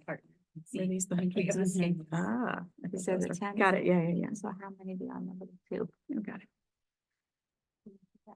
And this is a lesson that comes in a sequence. This is the 3rd lesson in a sequence where they start out by creating their own meter stick using first tenths and realizing that we need a more accurate unit of measure. So we move into hundredths. And again, realizing we need a more accurate unit of measure. So now we move into the thousandths. So we can now move into a meter stick and understanding that customary unit of measure as standardized, so they can begin to understand the need for something that's universally used rather than randomly making different measuring devices. And it's also a lesson that's built off of 4th grade. They're building a meter stick as well, very similar to this, but they're focusing on tenths and hundredths, where in 5th grade they move into thousandths. So they have some prior knowledge based on what they've learned in 4th grade as well. Nice. So now we have our tenths, hundredths, and thousandths, and you've written that value. So now what we're going to do is we're going to take those cards and we're going to layer the green on top of the blue on top of the purple so that we begin to see what that standard form of the decimal looks like when it's written. So if you want to take your cards and kind of stack them so that you can then see that number. And this is where we have opportunity to practice reading. This is one of the more difficult areas for students when they have to read even any multi-digit number. So practicing understanding, we read it as a 1, 2, or 3-digit number, and then we identify the largest place value in the number as we name it. So if it's a 3-digit number, we'll read it as a 3-digit number and add on thousandths to the end so that they begin to practice and learn how to read those numbers. And then they take it and also put it in the equation so that they are beginning to practice and learn how to record a multi-digit decimal number as well. The next thing is, again, relating it to a number bond. Number bonds have been used through the lower elementary grades. So then we take that knowledge and we have them decompose the number. So on your paper as well, you see a number bond. So in that, in the top circle, we put the standard form of the decimal at the top. And then they decompose it into a number of tenths, number of hundredths, number of thousands, so that then they can relate their prior learning in lower grades for decomposing numbers into what it looks like when we decompose a decimal number as well. And those place value cards give them a good understanding of what that looks like. So again, working with them to try to build that conceptual understanding of the why a number is written the way it's written when we're talking about decimals. And that's it. That's great. Thank you. That's really great. Yvette, I loved when we had an opportunity to see this lesson in action, the students using the expanded form and using the academic vocabulary in mathematics. So thank you very much for walking us through and giving us an opportunity to see what I see every day. Did we get an A? I know, what's the answer? Can you read the answer? Is this what you had, Carl? Okay. 20, and I didn't know how many thousands did you? Five. Five. Five. About 125,000. 5,000. Yep. Thank you, Ms. Turner. Oh, And yeah. really, Ms. Turner's work here demonstrating a fifth grade lesson is really how closely tied all of the math TOSAs are to the standards in their grade level and really supporting their grade level teachers so that they have the same conceptual understanding and can bring it to life for their students. And I'm just saying math would have been more fun for me as a student if I had the materials needed like we are able to provide to our students. So thank you again. Thank you to all of our math TOSAs and math teachers. I'm going to hop into goal 2 now. This is the goal that describes conditions of learning. Our school facilities you saw in our FIT reports, in the school accountability report cards that we approved recently. That's a fully implemented goal because our schools are in very good repair. We also have reduced suspension rates and we maintain a 0 expulsion rate. We have the supports and also the alternative settings to support students who have special needs.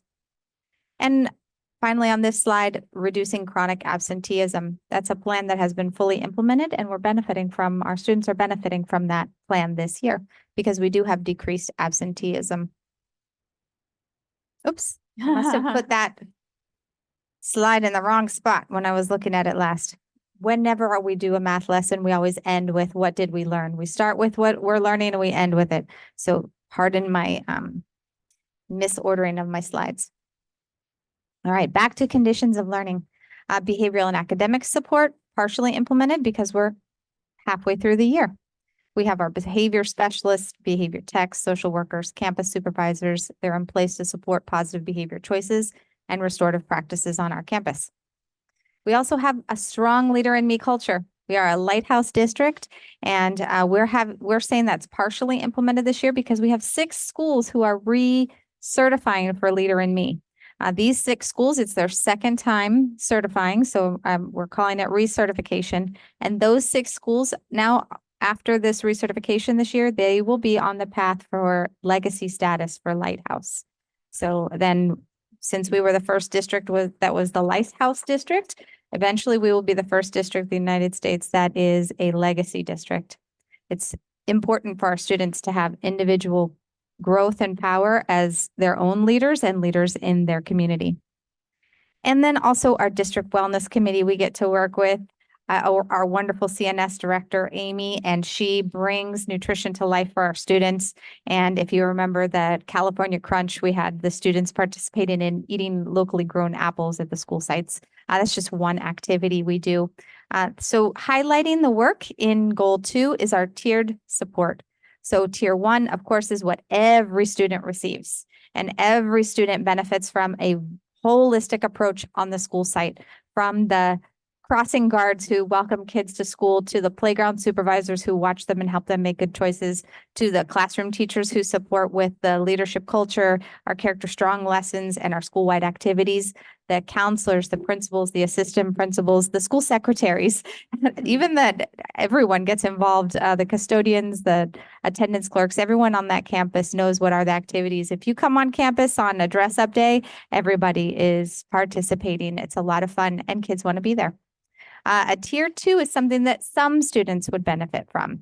So that's social emotional learning groups. If a student is, maybe it's a divorce group or a loss, a family member loss group, those are very personal needs. And so there's groups that morph and change. And I'm sure there's some groups that need to go on all year, but sometimes there's a let's make a friend at the playground group. So they just change and we can pivot with the needs of the students, but only some students benefit from this. There are student check-ins. I know at Potter, I'd like to highlight, they've connected each student who has a little bit extra need with a local mentor. So somebody on campus who could give a little extra attention to that specific child. Notice when they're there at school, check on if they're turning in their homework. And then there's academic intervention. Again, not all children need academic intervention, but we have a very strong academic intervention program at our schools. We have credentialed teachers giving that support and technicians that support the teachers. And the principals and assistant principals work with the teachers to have an intake and outgo. So when students don't need that support anymore, back to the regular classroom they go, or there's push-in support, and then they're not in that small group. So it's on time as needed intervention. And then our tier 3 students, that's very few students need this extra support, but the extra support that those very few students need is big, heavy work. Facilitation of outside resources, home visits you heard about today, and supports of students in crisis. It's very few students, but that does take a lot of effort. Some of the benefits are when we have school-wide incentives and you're walking through campus. I know at FSA, I want to highlight, they put a little poster on the classroom door that says, we're 100% in attendance today. And I know when I'm walking through the campus, I love seeing that. I know I'm going to see every little smiling face that belongs in that classroom that day.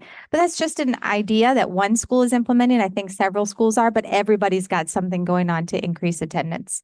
Of course, our Leader in Me assemblies, we highlight our leaders at our Rotary meetings. That is just part of our culture and continues to benefit our students. And then we participate in national programs and we implement them here locally in Little Fallbrook, like the Great Kindness Challenge. That's an international event. So what does that equal? It equals a decrease in chronic absenteeism. From last year to this year, we've decreased chronic absenteeism by more than 8%. And that's down from 27% in just the last school year. We've had an increase in student engagement. That's what our teachers have noticed about our TK through 2nd grade teachers engaging in classroom. We have an increase, and then we have less than 1% of our students are suspended. That is unique to Fallbrook. It is not like that in other school districts. And this year, at this time of this year, we have 9 less students having been suspended than we did at this point last year. And then we have supportive relationships. 88% of our students in grades 3 through 5 say they have a supportive relationship at school, and 82% of our students in 6th and 8th grade say they have a supportive relationship. I didn't put in here because it doesn't look real significant statistically, but those were increased since the beginning of the year by 1%. So now we're going on to goal 3. It's our engagement goal with parent and family engagement. It's partially implemented because we still have more activities to come this year. Family and community communication, partially implemented because there's more communication to come. More events, the LCAP engagement, finalizing the activities for the rest of the school year. And then community partnership. We have a great team of principals and administrators who engage and teachers who engage in, and classified, everybody does engage in local activities. One I'd like to highlight is Fallbrook à la Air. And when you go to one of those planning meetings, there's everybody from a school clerk to Mr. Farias was there from the district level. And, you know, I was there. That's how I knew these people were there. But we're ready to support this amazing community event. We do the same thing with Rally for Children and the Arts in the Park, and participate in the Avocado Festival. And of course, we benefit from our relationship with the Fallbrook Rotary and the Village Rotary. So this is how we communicate and connect with our community. And here's the summary of our expenditures from the LCAP. So you can see by mid-year where we are opposed to the expenditure that was, or the, opposed to the budgeted amount, and where we are for total expenditures. So we're a little more than halfway there at mid-year. And here's how we engage our families. And then after this is questions. So if you want to be thinking about your questions when we get there. And do I start it or do you start it, Mr. Bell? Okay.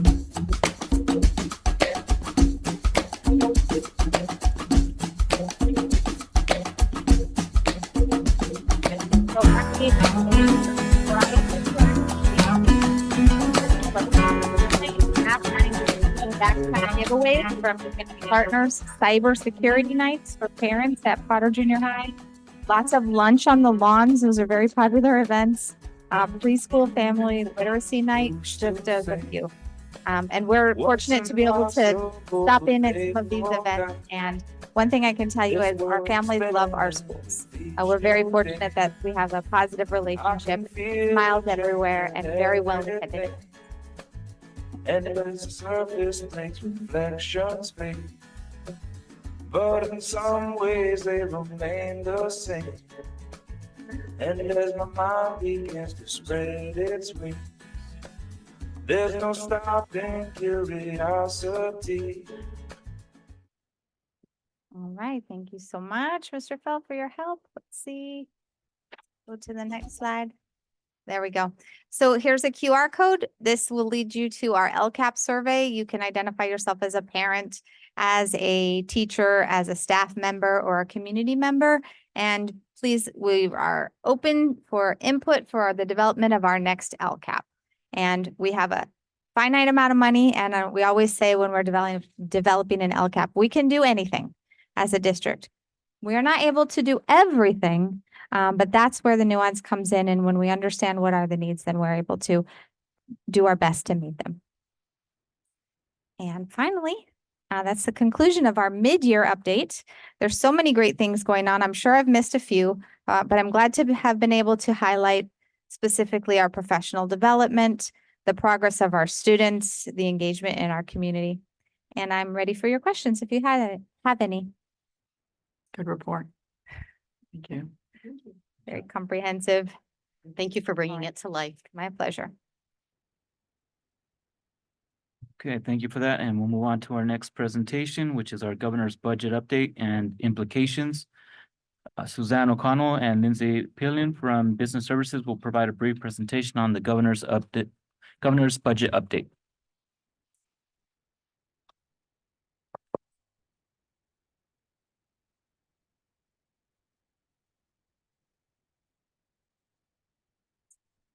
Good evening. Members of the board, Superintendent Hazel, cabinet members. It's our pleasure to be here tonight to give you a brief summary of the governor's budget proposal that was presented, or actually he presented on January 10th. Many of us attended a workshop where we received basically an overview of his budget. It is a proposal at this point in time, and we're going to also include how that aligns at the same time with what Superintendent Hazel mentioned earlier, that we are in our final year of the 3-year plan. And I think it's important to note too that the ESSER funds that we received over the course of the 3 years had very few restrictions on how they could be used purposely. And it's unfortunate when you listen to the speakers tonight, it's unfortunate it took a pandemic to get the kind of resources and dollars to be able to provide the supports that you heard tonight that were so meaningful and relevant to students. And you think about, as a longtime business person in school districts, one of the things that's drummed into you over and over again is never spend one-time dollars on things that eat.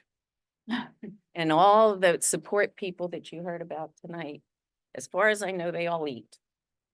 And I think as a district, you have to applaud those in charge for making the decision to spend the one-time dollars on things that eat, knowing full well that it was going to end, knowing that it wouldn't last forever, and knowing that you would end up having a day like today, where you have to make those hard decisions to go back to pre-COVID times, when you didn't have those kind of dollars to provide those kind of services.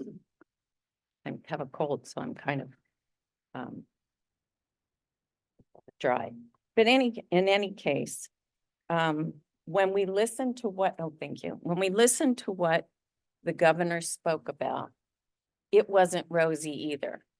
And we knew 3 years ago, they talked about a fiscal cliff or a perfect storm, where you would see a time coming up at the end of the COVID dollars when districts would be faced with tough decisions. And this is not unique to California. It's across the United States. And it's also a time that has been very challenging in terms of inflation and other monetary things. And so as we move forward and hear about tax revenues not necessarily coming in at the level that they expected them to, we have that to balance with the staff we know that are so important to our students, and being able to recognize both of those things and still staying fiscally responsible. So as we go through this, we'll talk a little bit about the governor's proposal and some of the things that you've seen. Now, do I advance this from here? Okay. Oh.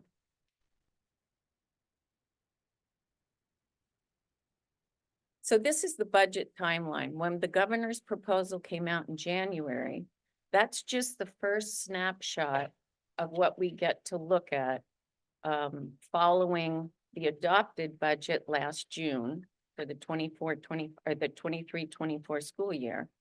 And he makes an attempt at that point in time to present a budget that he's hoping, and again, it's hoping, materializes. In May, with new information, mainly on tax receipts received at the state level, he releases a revised budget proposal. And at that point in time, we'll go back to another workshop and we'll get another dartboard that they call it, with a new set of assumptions that will be used moving forward. That will include COLA. It includes all kinds of different things related to LCAP and your different levels of money that you receive. On June 15th, by June 15th, the governor and the legislature must pass, see what's happening here, must pass the budget. And then by June 30th, the governor has to sign it.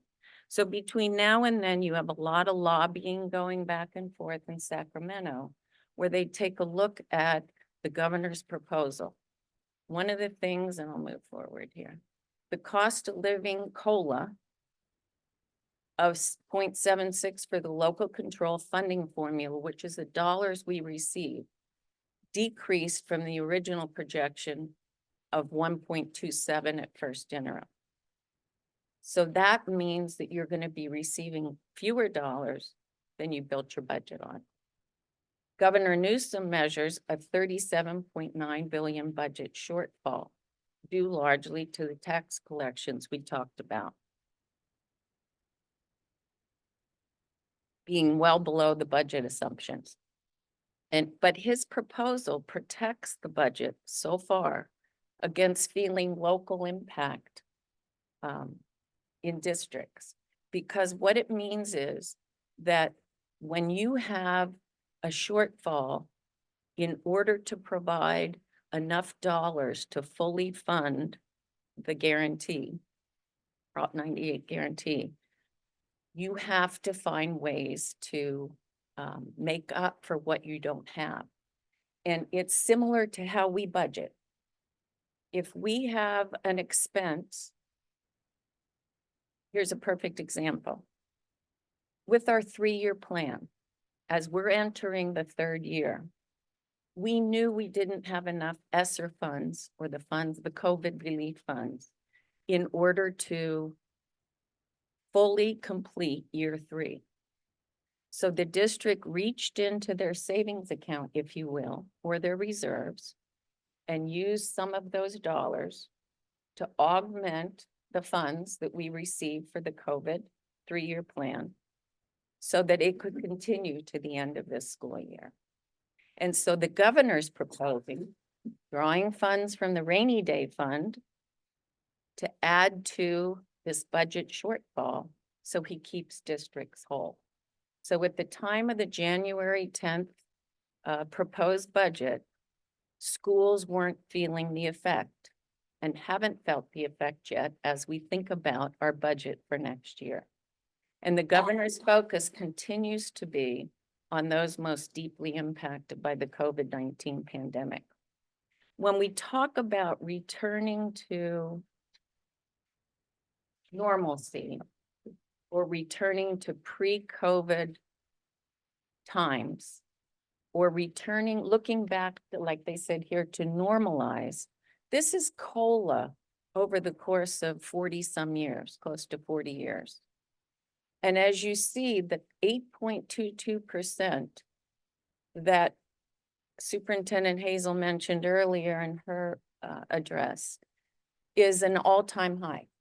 There is never in the recorded point that you see up there since, what is it, 1983, 84, been a COLA as high as we had this year at 8.22%. If you go back a year and look at the COLA, that too nearly matched the all-time high, except for the one in 83, 84, second to the all-time high. And so in reviewing those numbers, this year, this next year at the 0.76%, I think it is, we're really going back to more normal times in terms of COLAs and not the exception that has been the last 2 years when we've been flush with money. This shows a little bit of what I was talking about, relying on one-time funding to meet the ongoing obligation to LCFF. Of the proposed $5.7 billion withdrawals across the current and budget year, $5 billion of that is going to be allocated for supporting LCFF. And that basically is the governor's reserve, kind of like one of our Fund 17s. That's the governor's reserve. And he's proposing 5 out of the 5.7 billion that he's withdrawing from the rainy day fund to go to education because it's a priority. This was a slide that was presented at the presentation on the governor's budget versus the legislative analyst's office outlook. They are always much more conservative. And really what it comes down to, there's a difference here. If you look at each of the years, 22, 23, 23, 24, and 24, 25, the green and the gray represent property taxes and represent income taxes. The income taxes are, obviously, which is considered general fund, the biggest portion. And as you go from one year to the next year to the next year, you can see where the governor's budget and the LAO's office in 22, 23 are pretty similar. When you get into the 23, 24 year, the governor's more optimistic than the LAO's office. And when you get into 24, 25, he's even more optimistic for one more year. But that 23, 24 year, which we're currently in, is where he's most optimistic. And the question was asked at the workshop,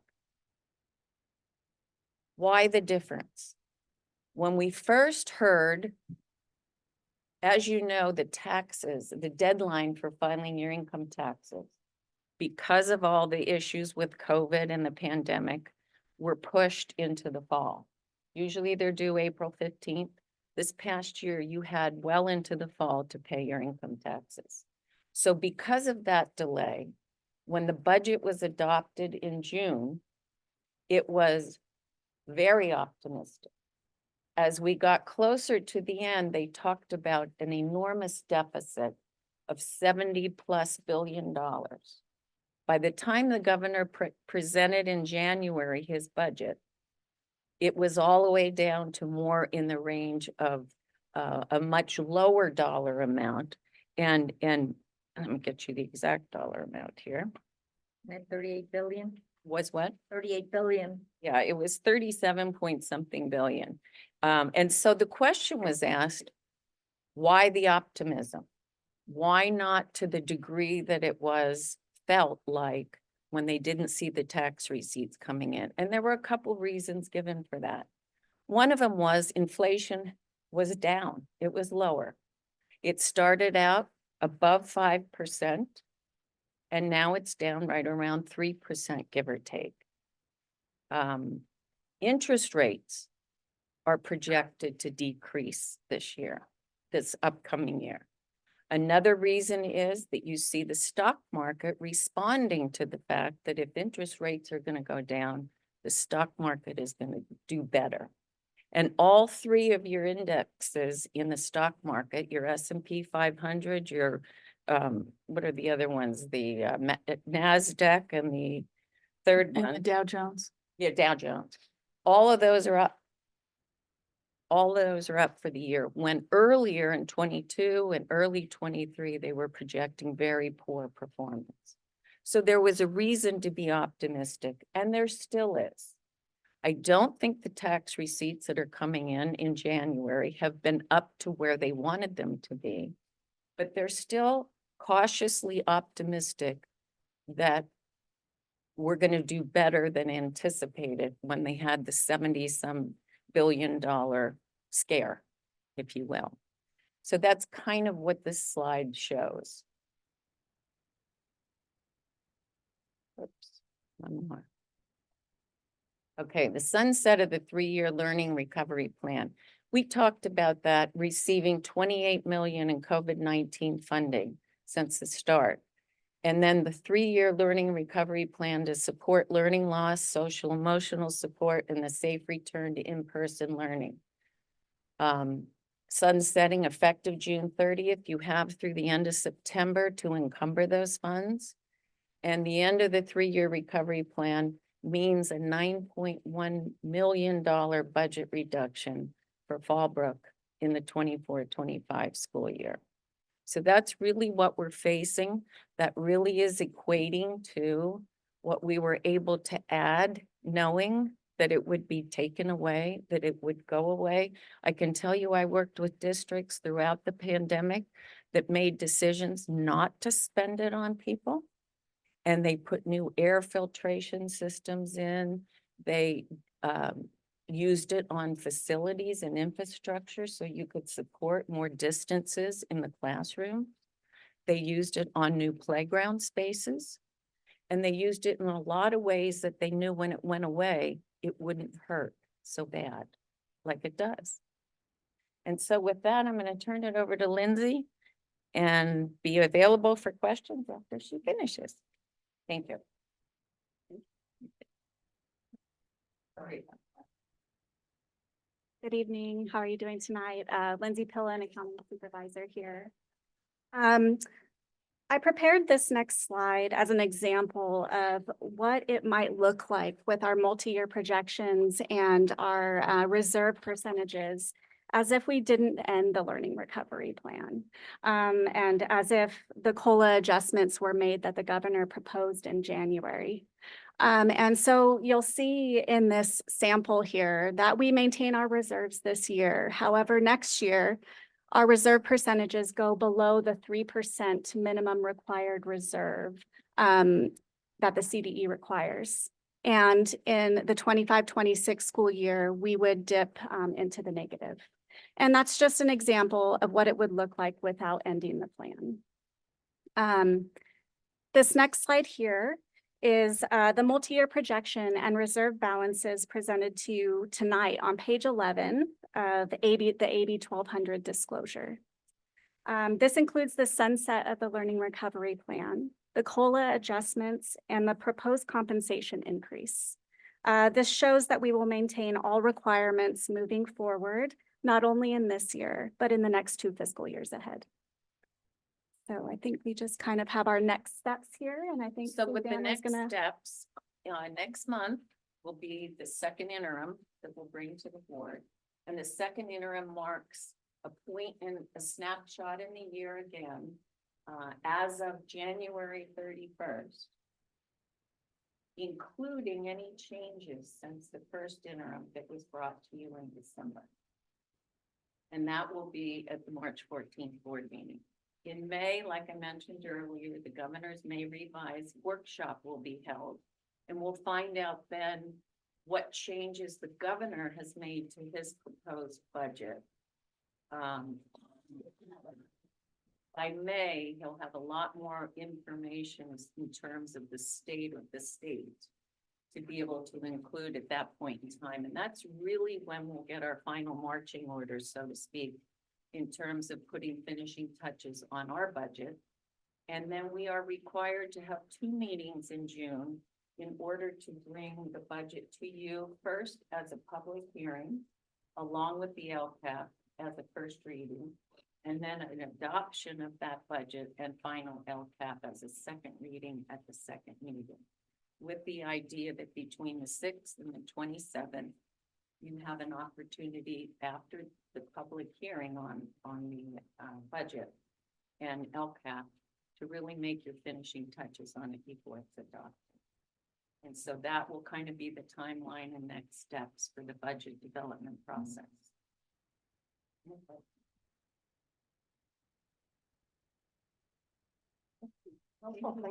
Thank you very much.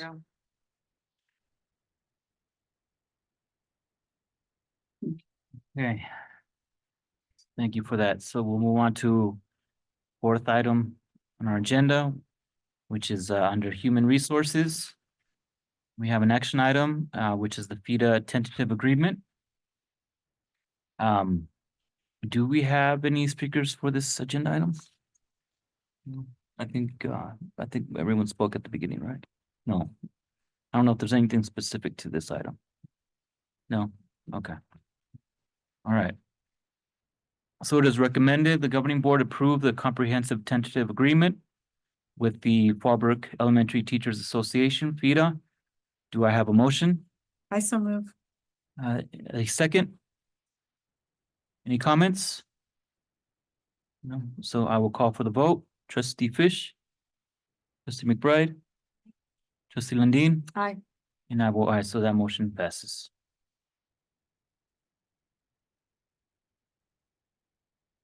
So second item on this point here, at this time, we're opening public hearing FUESD 2023-2024 initial proposal to California School Employees Association, Chapter 307 CSEA for comments. Do we have any speakers? Do not? Okay, so I will close this public hearing. And moves us on to the action item, FUESD 2023-2024 initial proposal to California School Employees Association, Chapter 307 CSEA. It is recommended the governing board approve the initial proposal to the California School Employees Association, Chapter 307 CSEA. Do I have a motion? My motion. Thank you. Second, I'll second. any comments? Hearing none, I will call for the vote. Trustee Lundin? Aye. Trustee McBride? Trustee Fish? And I vote aye, so that motion passes. Moving on to number 4, action resolution number 11-23/24, decreased number of certificated employees. It is recommended the governing board adopt resolution number 11-23/24 to initiate a reduction in certificated employee services pursuant to Education Code 44949 and 44955. Do I have a motion? A second? I'll second. Any comments? Hearing none, I will call for the vote. Trustee McBride? Trustee Fish? Trustee Lundin? Aye. And I will vote aye, so that motion passes.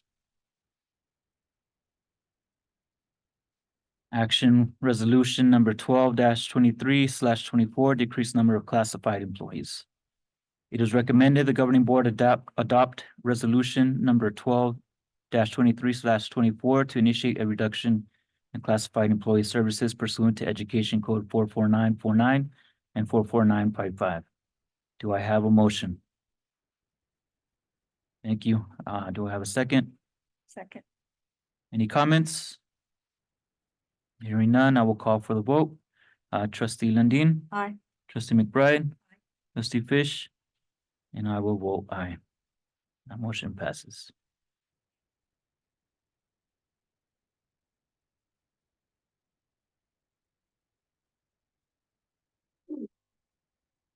On to item number 6.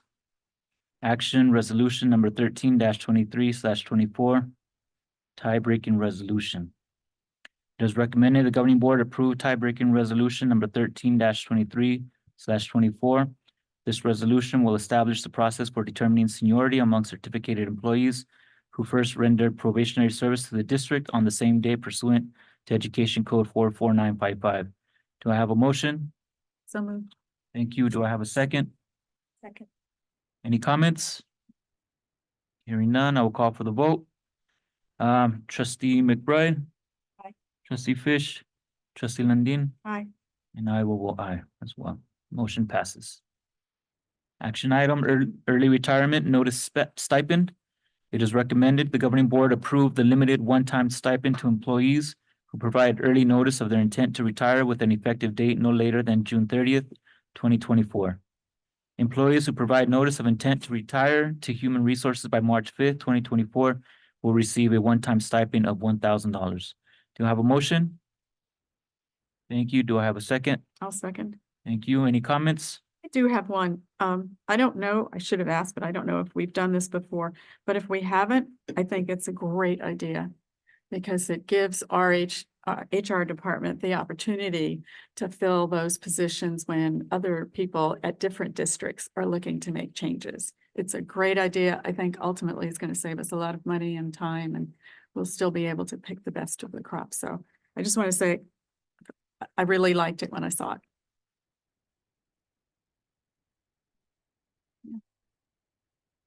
All right, so thank you for that. So I will call for the vote. Trustee Fish, trustee McBride, Aye. trustee Lundin, Aye. and I vote aye as well. That motion passes. Moving on, number 8, action contract agreement with Assistant Superintendent of Business Services. The board is considering approval of a contract of employment for Mr. Armando Farias to serve as this Assistant Superintendent of Business Services effective March 2024. Accordingly, I am providing an oral summary of the recommendations being considered by the board today. The term of the Assistant Superintendent's contract of employment shall be March 1st, 2024 through June 30th, 2027. Effective March 1st, 2024, the Assistant Superintendent's daily and annual compensation shall be as set forth on step 5 of attachment A, which is the Assistant Superintendent salary schedule for 2023 through 2024. The Assistant Superintendent is entitled to participate in health and welfare benefit programs offered by the district on the same terms as provided to certificated management personnel. The Assistant Superintendent shall be afforded 24 vacation days, which is the same number of vacation days provided to other cabinet, management, and confidential personnel. This contract of employment shall replace and supersede Mr. Farias's current contract of employment as Assistant Superintendent, Human Resources, which shall expire February 29th, 2024.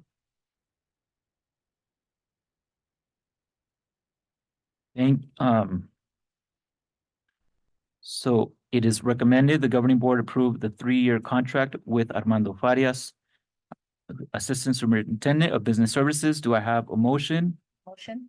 Well, thank you. Do I have a second? I'll second. Any comments? Thank you for giving me an opportunity to share some comments. I just wanted to share with you, we have an amazing cabinet. And what's really unique about our particular cabinet is they are multi-credentialed. You don't often find executive staff that have the ability to transition from one assistant superintendent position to another. But I wanted to highlight to you the credentials of Mr. Farias. He holds a chief business office certificate from what they call the gold standard of CBO certificates, which is from the USC. He also completed his CBO boot camp through the California Association of School Business Officials. And so while we know him really well as our Human Resources Assistant Superintendent, I know that he will serve us well in this new role and be able to provide the district with fiscal responsibility and to continue his effective leadership in this role. Thank you. Any other comments? All right. So do I have a motion? So moved. Second, already. We already had a did- motion. Sorry. We did Okay, it. I will call for the vote. Mary did I that. will call yeah. for the vote. Trustee Lundin, Aye. trustee McBride, Aye. trustee Fish, Aye. and I vote aye, so that motion passes. Congratulations. We do too. Yes. We're excited to have you.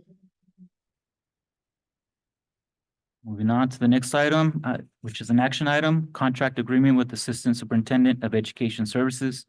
The board is considering approval of a contract of employment for Ms. Tavga Bustani to serve as the Assistant Superintendent of Educational Services effective March 1st, 2024.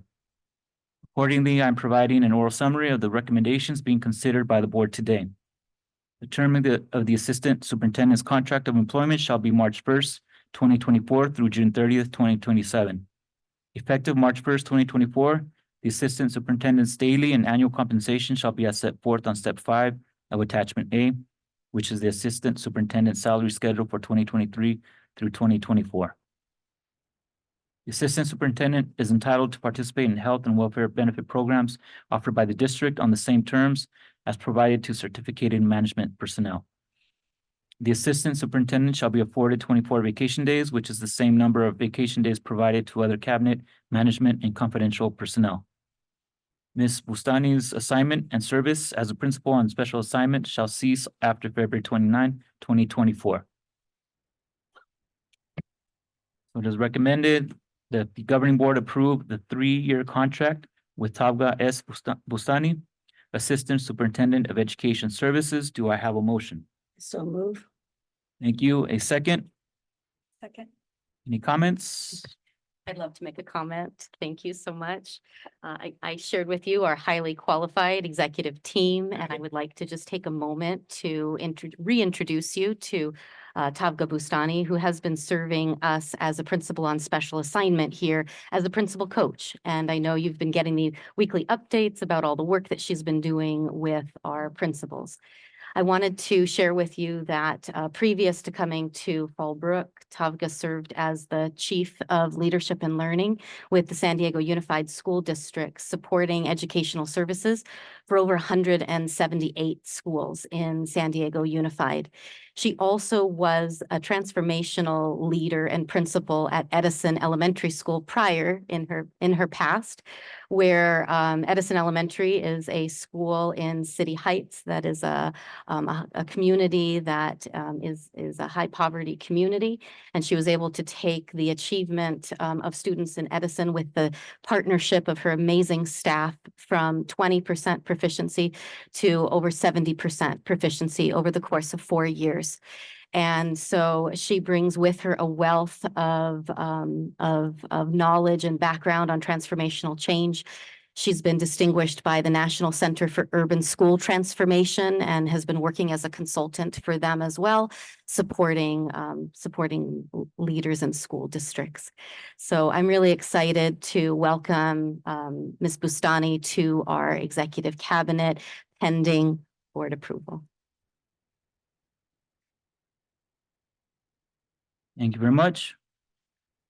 Do we have a motion? Oh, we already did that. Sorry. I'll call for the vote. Trustee McBride, Aye. trustee Lundin, Aye. and trustee Fish, Aye. and I vote aye, so that motion passes. Did you hear tonight? Oh, there you are. Yes, you're right in the front. Congratulations. Very excited. Excited. Moving on to an action item, contract agreement with the Assistant Superintendent of Human Resources. The board is considering approval of a contract of employment for Dr. Kimberly Husing to serve as the Assistant Superintendent, Human Resources, effective March 2024. Accordingly, I'm providing an oral summary of the recommendations being considered by the board today. The term of the Assistant Superintendent's contract of employment shall be March 1st, 2024 through June 30, 2027. Effective March 1st, 2024, the Assistant Superintendent's daily and annual compensation shall be as set forth on Step 7 of Attachment A, which is the Assistant Superintendent Salary Schedule for 2023-2024. The Assistant Superintendent is entitled to participate in health and welfare benefit programs offered by the district on the same terms as provided to certificated management personnel. The Assistant Superintendent shall be afforded 24 vacation days, which is the same number of vacation days provided to other cabinet, management, and confidential personnel. This contract of employment shall replace and supersede Dr. Husing's current contract of employment as the Assistant Superintendent, Educational Services, which shall expire February 29th, 2024. It is recommended the governing board approve the 3-year contract with Kimberly Husing, Assistant Superintendent of Human Resources. Do I have a motion? I so move. Thank you. A second? Second. Any comments? I do have. that. I think we all know Dr. Husing, and she's been doing an amazing job for us in the Educational Services Department. Just like I shared with you about our other cabinet members, Dr. Husing also has a wealth of a background and experience and a diverse background in education. She has her Juris Doctorate from Trinity Law School and also has completed her AXA Human Resources Academy. And so, again, it's not often that you find cabinet members who not only are experienced in ed services, but also have such a strong background in human resources as well. I think that one of the things that I appreciate most about Dr. Husing is just her nature of and how she welcomes all of the people that are around her. And I think to have a human resources assistant superintendent that is bilingual, that has been a bilingual teacher, that has been a teacher principal all the way up, that can focus on welcome and belonging and caring for our staff. I know that she will do an amazing job in addition to the technical knowledge that we know that she needs to have for this position. But I think she's the perfect person to step into this role, and I know she'll do an amazing job pending board approval. Thank you for that. So I will call for the vote. Trustee Fish, Aye. Trustee McBride, Aye. Trustee Lundin, Aye. and I vote aye, so that motion passes. Congratulations, Kimberly. Moving on, item 5, educational services. We have an action item, comprehensive school safety plans for 2023-2024. It is recommended the governing board approve the comprehensive school safety plans for the 2023-2024 school year at the following school sites: Fallbrook STEM Academy, La Paloma Elementary, Live Oak Elementary, May Ellis Elementary, Mary Faye Pendleton School, Potter Junior High School, San Onofre School, and William H. Frazier School. Leonard Rodriguez, Assistant Superintendent of Student Services, will provide a brief presentation on the comprehensive school safety plans. Good evening. Thank you, Governing Board, Superintendent Hazel, colleagues, ladies and gentlemen in the audience. Tonight, I just want to provide you a very brief presentation and review of the comprehensive school safety plan requirements that we are tasked to do every year. I first want to thank all of our school site teams, our school site council teams, for their thoughtful and diligent work in putting these plans together. And really special thanks to our assistant principals who's led the work and whose primary responsibility is to ensure the safety of our students and staff on campus. Sure I can do this. All right, and we always want to start with a vision, right? And it starts with a school safety vision for students and staff on campus to stay safe, connected, and ready to learn. The California education requirements, again, just a review for you. All public school districts operating any school serving grades kindergarten through 12th grade are required to write a comprehensive school safety plan. And we're also required to conduct an assessment of our current status, and that assessment includes data from behavioral referrals, attendance rates, suspension and expulsion data, SEL data, and data from our California Healthy Kids Survey data that we'll be taking in March. We'll be looking at our school improvement plans and any crime or property damage that's committed on our campuses. It must include strategies aimed at the prevention of and education about potential incidents involving crime and violence on campus, and address at minimum, the following 10 elements. You see them there. Most of those are policies and procedures that we follow related to Ed Code or our board policies. But I did want to highlight Section B, which is the emergency disaster preparedness piece. That is a piece that we don't publicize, but available for your review. That's our emergency protocols, disaster protocols in the event that the school would need to evacuate or initiate lockdowns and things like that. Also, very important, unique to each school site, is Section H, maintaining a safe and orderly environment. Those are, as Dr. Husing mentioned, are conditions of learning, and there are two components. The first component is to maintain a safe physical environment.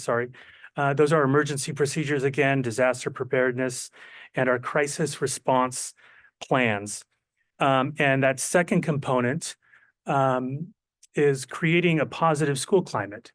You saw many of our staff here, our social workers, our counselors, our administrators implementing PBIS, our SEL program, restorative discipline, our attendance initiatives, things like that, creating a campus that is welcoming to students, that create that sense of belonging that Mrs. Hazel talked about so much.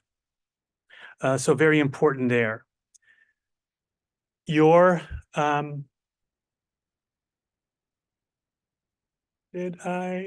development and approval, school site councils have followed those legal requirements that I mentioned in their development of their safety plans, and they did approve those prior to March 1st. I did want to say too, just to go back, those emergency disaster preparedness plans are all reviewed by our sheriff's department, make sure that they're accurate and so forth, and they have an opportunity to provide any input.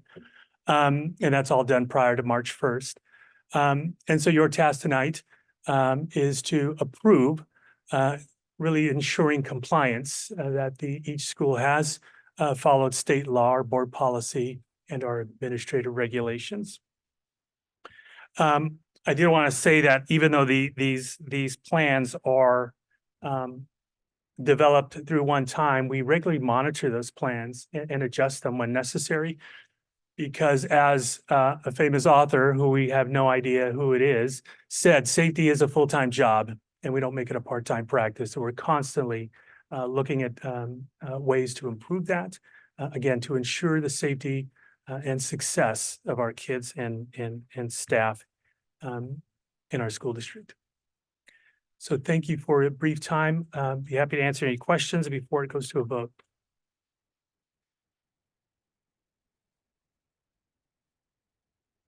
Thank you. Thank you.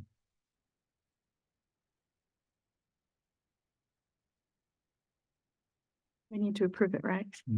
So we need a motion to approve. That's a move. Thank you.